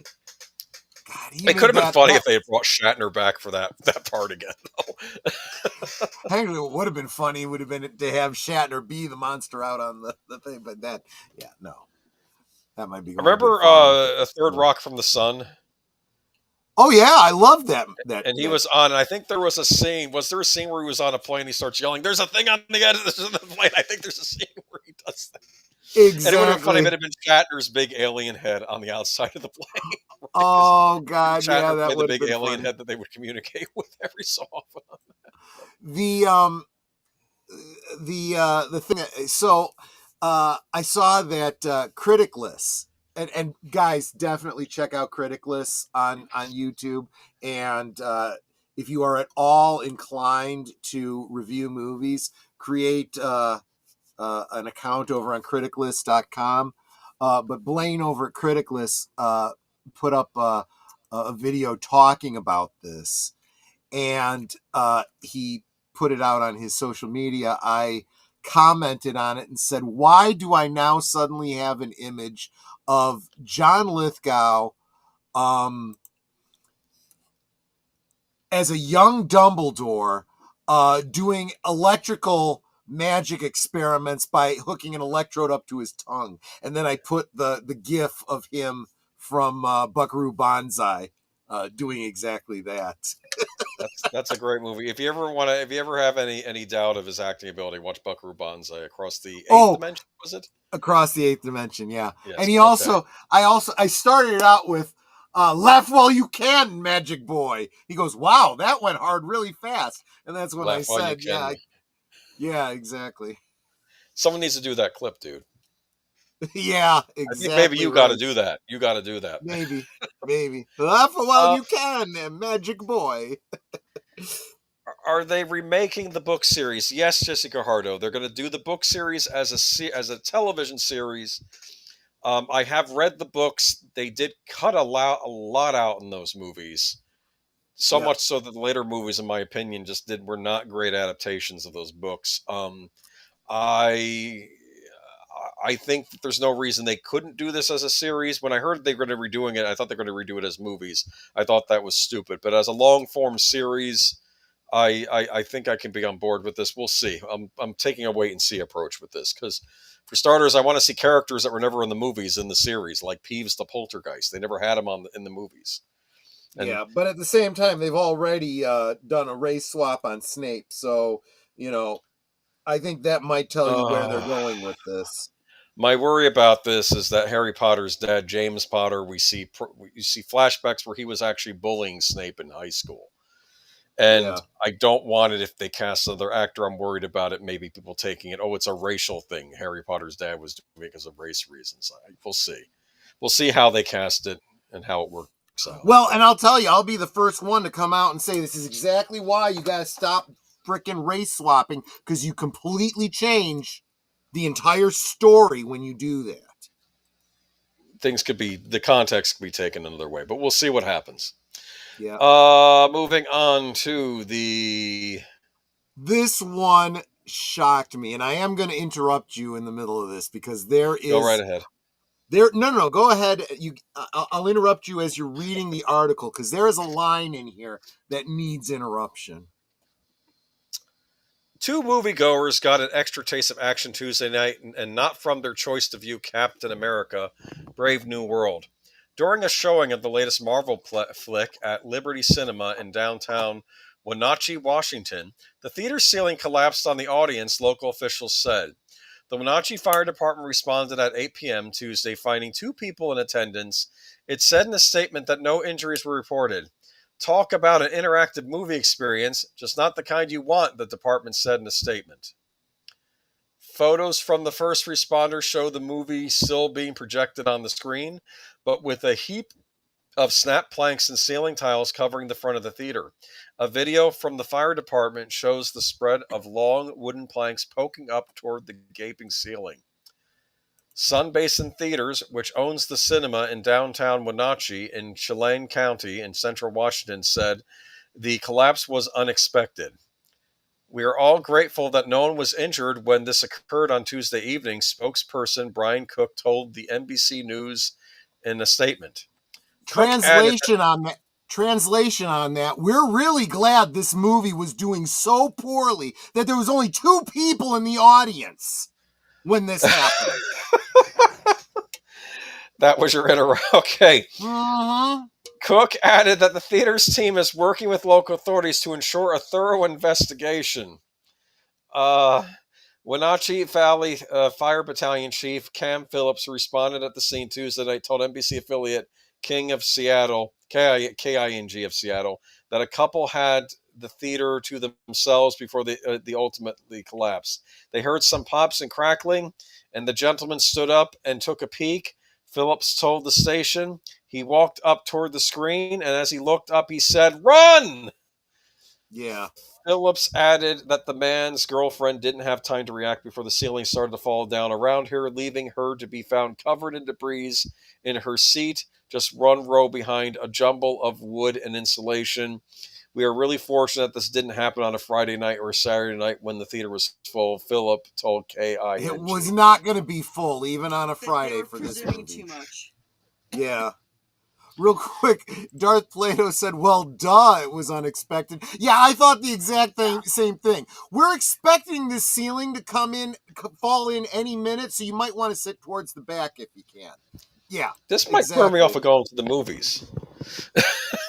I'm just saying. I have to wonder if there was... there's 2 possibilities that I see here. One, they had some sort of like a leak or something that was causing rotting planking or something like that. The other possibility is, I know a lot of these bigger theaters are going through a lot of renovations to have them turned into smaller ones. And if they're knocking out, walls and stuff like that and not reinforcing, knocking out load supporting. Yeah.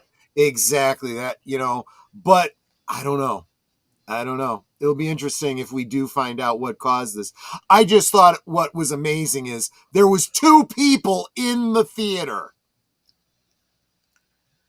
Yeah, well, luckily neither one of them were injured. Looks like his girlfriend or his wife. She was in the row behind the debris, so and that's broke up now because he made her go to that movie. Well, I'll tell you what. I went to this movie because you said to see it, and look what happened. Not only was it a terrible movie, but the ceiling fell in on us. In his defense, he was... Yeah. He was taking action, at least. He was trying to find out what was going on, and when he saw it, he said, "Run." Yeah. That's about all he could have done with that. Well, what else? Note. Yeah, what else could he possibly do? I mean, I think he did all he could given the circumstances. So I don't. And it does sound like no one was seriously injured. I'd be more concerned about inhalation, of like asbestos or something like that. But beyond that, it sounds like they were okay. All right, Oscar update. Best Picture announced. Anora, 5 Oscars in all. Great. I never heard of it. I'm sure it wasn't exclusive on Apple TV Plus for a month, and then it disappeared. I'm sorry. Okay, Oscars feature. Well, this already happened, so it's no longer news. But I decided to post a clip from the classic performance at the Oscars of For Your Eyes Only. Remember that? Sheena Easton. Yes. Jaws in the background. Absolutely. Remember that? Full-on suit. Yeah. Richard Kiel, right? Yep. So yeah, were you a Sheena Easton fan back in the day? Oh, absolutely. You tell me one teenage boy who wasn't. That was glorious. How that's the only time in a Bond movie where you actually see the singer in the intro sequence. She actually just it's her. Yes. The Oscars are ready to toast the celebration with a martini, shaken, not stirred. Variety has learned exclusively that the ceremony will perform a special tribute to the iconic songs of the James Bond franchise at Sunday's Academy Awards in honor of longtime producers Barbara Broccoli and Michael G. Wilson, who received honorary Oscars at the past Governor Awards. The Academy declined to comment. While details remain scarce, it's unclear whether the tribute will focus solely on Oscar-winning and nominated songs or take a broader approach to celebrating all 26 Bond themes. However, according to sources, the tribute will include what is being described as an assembly of surprising and immense talents. If the Academy opts for a comprehensive retrospective, it could be offering a long overdue recognition of such classics as Shirley Bassey's Diamonds Are Forever, which, despite being considered one of the franchise's best musical moments, was overlooked by the Oscars at the time of its release. Not all performance in the tribute will necessarily have ties to the series. Oh, not all performers. So they might be having people do covers.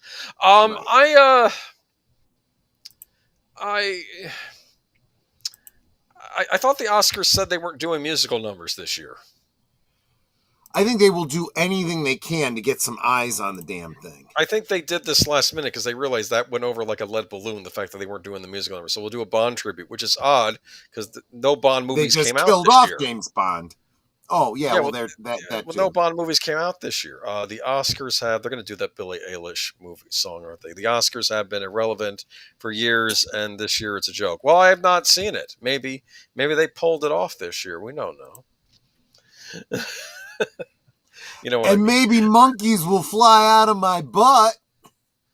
Are these like dancers supposed to be like the people working for like Stromberg or something, or the guy in Moonraker? The weird suits and all that. Yeah, I suppose. I don't know. This looks goofy as all get out. It does. All right, but there's Sheena Easton. Okay. Moving on to I will have to check out. I'm sure there'll be a clip of it online. Is this our last story of the night? Yes, it is. Okay. I noticed you've been doing a thing where we've been doing a thing, maybe by accident, where we tie the good old days of the last story of the night. Maybe that'll be a permanent thing. Dario Argento's 1985 horror classic Phenomena, also known as Creepers in the U.S., sets a series adaptation from Italy's Titanus production. There, I guess, is a preliminary poster for it. Italy's Titanus Productions is heading looks like she's got a white. Looks like she's got a white coat and looks like she dripped some raspberry jam on herself. That doesn't. Yeah, she was eating a jelly donut, which is not very dignified for that. Okay. Italy's Titanus Productions is heading to Series Mania with its latest project, horror teen drama Phenomena, the series, adapted from Dario Argento's classic 1985 film Phenomena, known as Creepers in the United States. Please stop calling it that. That's not its title. Forget it. It's a completely different movie. Almost. Like we can't rid it. In fact, I'm a little annoyed that my collector's edition even came with Creepers as a bonus, which I understand that's not the focus, and they give you nice prints of it. I will say this: Phenomena was one of the first movies where I actually caught it on streaming after I owned the DVD, and I saw the HD remastering. I'm like, I have to get this when it comes out on Blu-ray because it looked that much better. It's like the scales were taken off of it, and I already thought it was a good-looking movie, but when I saw it in HD, it looked even better. Anyway, so. Tangent over. So this project will participate in this year's Cope Pro pitching sessions and promises to captivate potential partners with its unique blend of supernatural intrigue and high-stakes drama. So they're looking to get funding then. Okay, Phenomena the series is the brainchild. So it's not actually happening so far. Phenomena the series is the brainchild of acclaimed creators Nicola Guaglione and Minotti, who have reimagined the visionary world of Argento's Phenomena, which stars Jennifer Connelly and was drastically recut before being distributed as Creepers in the US and the UK. At first, the idea was to develop a sequel feature, but over time, the writer's idea evolved into a long-form series that would bring new life to the original's narrative. The series adaptation follows Jennifer Corvino, an American student at a fencing academy in the glamorous Dolomites, who harbors a secret psychic link with insects. As Jennifer navigates the challenges of being the new girl at school, she must also confront a series of brutal murders. With her unique abilities, Jennifer must learn to harness her power to stop the killer, save her comrades, and survive.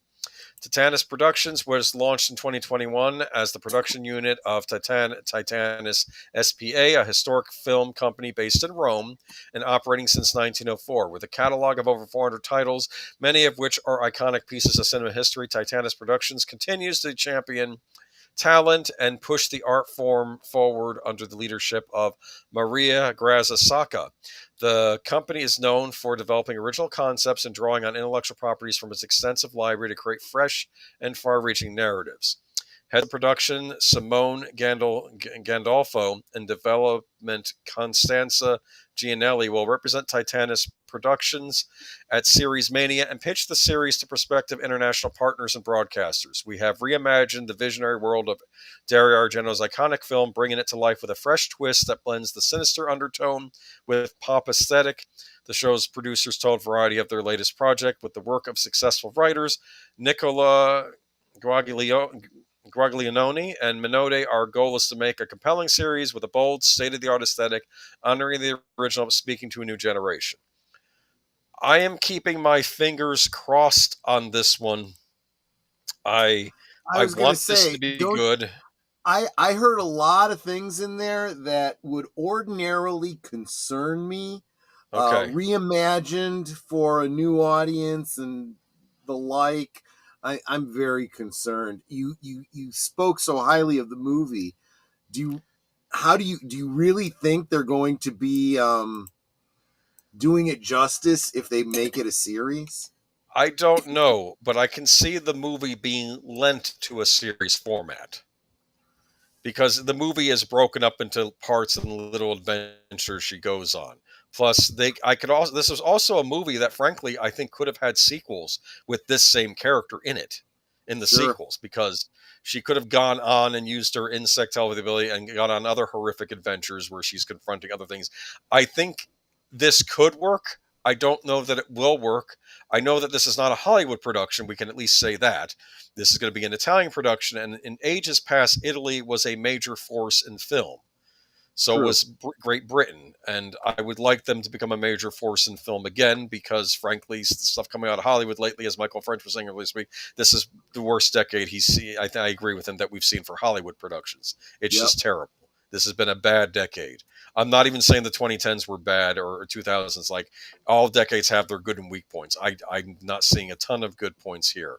I don't care because it sounds like a bad Sundance movie. You know, Jessica Hardo. Watch the original. Not Creepers, Phenomena. Watch Phenomena. It's got a young Jennifer Connelly in it. Yeah. It's weird. It's when she was like a pretty young girl before she turned to the bombshell beast she became when she got older. But it's a fascinating movie.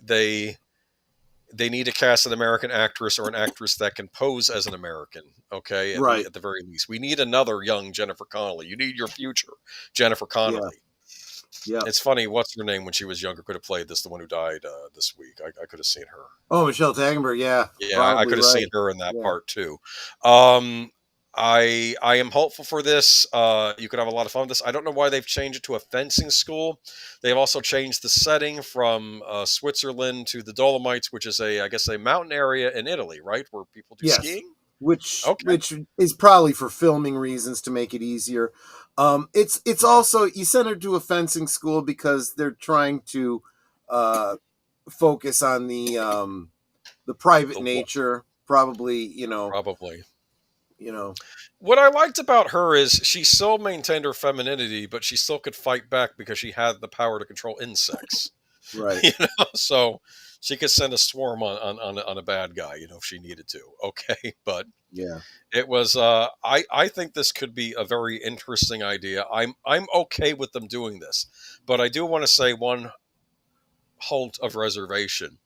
Years ago, before I started streaming, but not so long before I started streaming, I was very excited about them remaking Suspiria, which was another Dario Argento movie. Amazon Studios was in charge before they went nuts with the new management.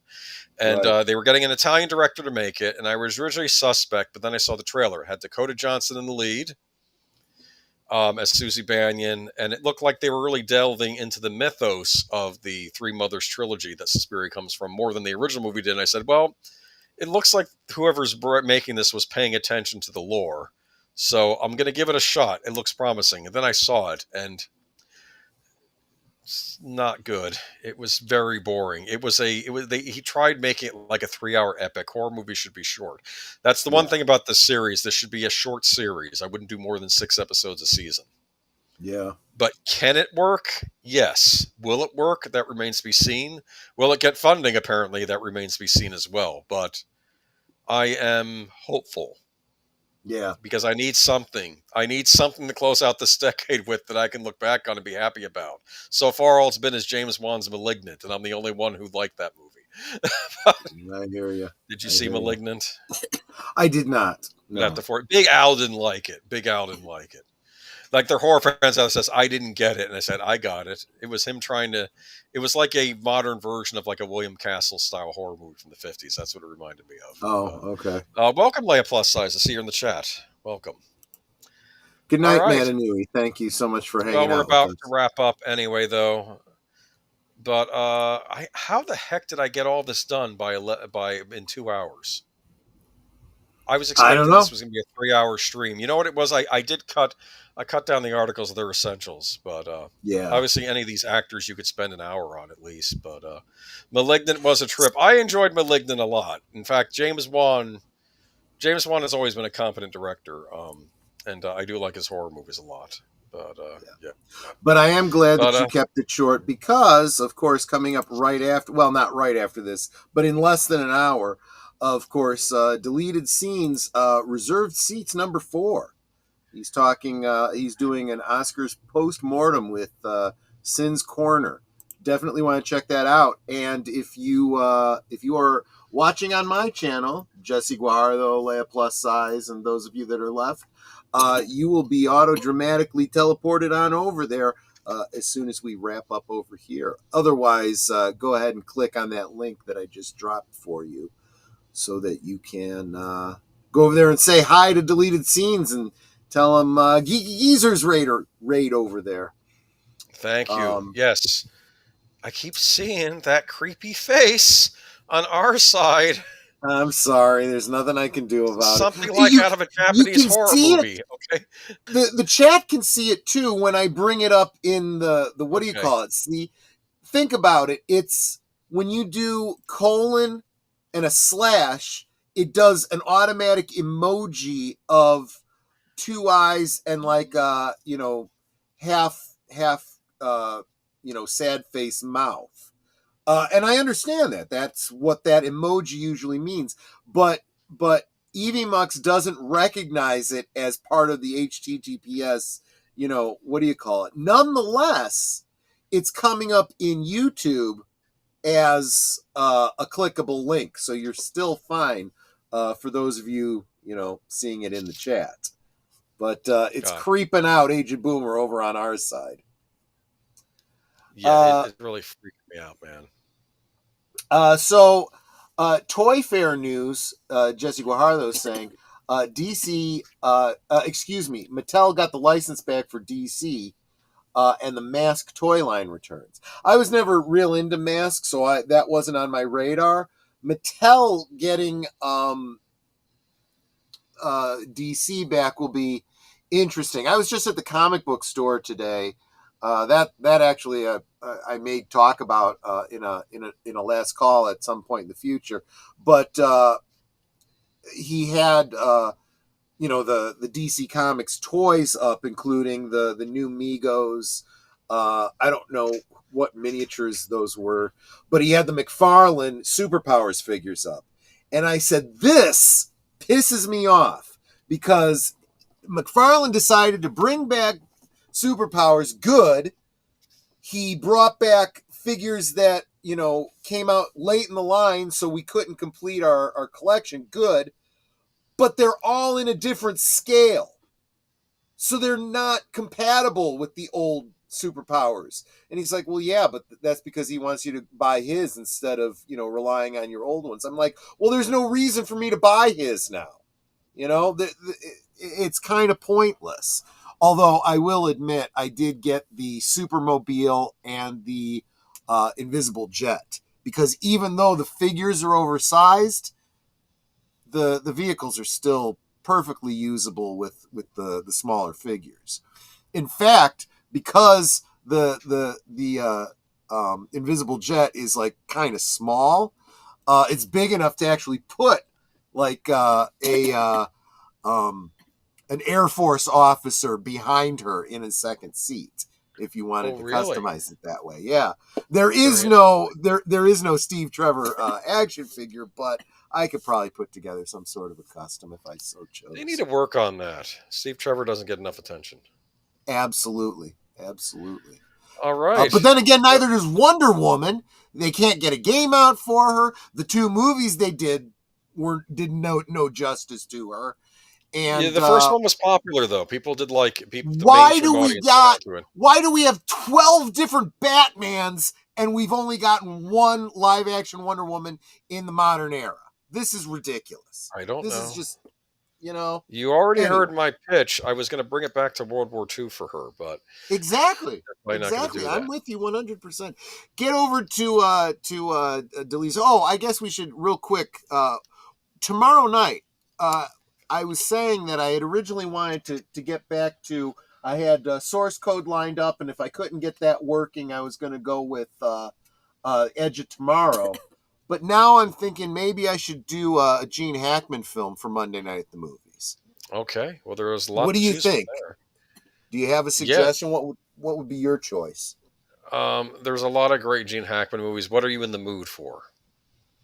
I guess Young Frankenstein you've already done. Plus it's not on there for long. That doesn't focus him. Yeah, that doesn't focus on him enough. I'm trying to think. I don't think you want to do Superman because you've just done that. I'm trying to think. Yeah, and I don't want to do Birdcage because that again doesn't have enough Gene. There's Unforgiven. There's he was like a primary person in this like huge robbery or heist. Was he in a heist? Bonnie and Clyde. Bonnie and Clyde. Oh, he was young in that one. Yeah. You could do Bonnie and Clyde. I could do Bonnie and Clyde. You could do French Connection. You could do Hoosiers. There's a lot to pick from there. So, yeah. It was not. They said it in World War I because all, Germans are Germans, right? No. Okay. No. All right. Before you don't, it's okay. Unforgiven. He says Unforgiven. Because it's their own fault that they dragged their heels, couldn't get a Wonder Woman movie out before Marvel got their Captain America movie. That was the reasoning.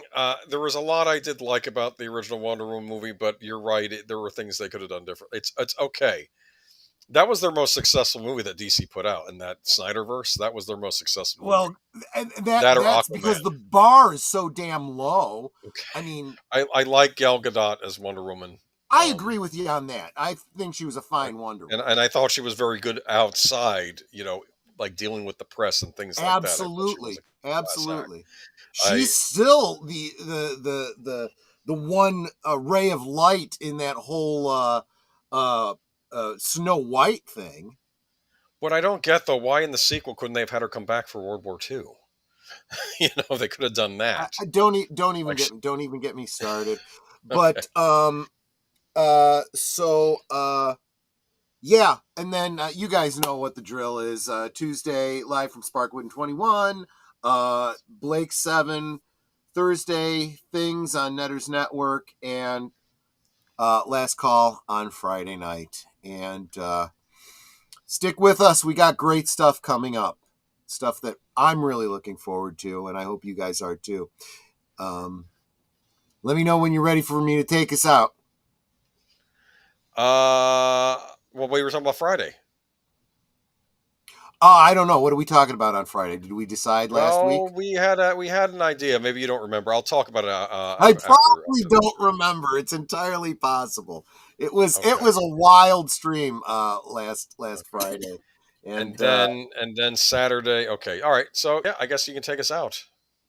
All right, guys. There for a second. Yeah. No worries. Thanks, everyone. Have a great one. Hope to see you over on Deleted Scenes channel in about 50 minutes. Take care.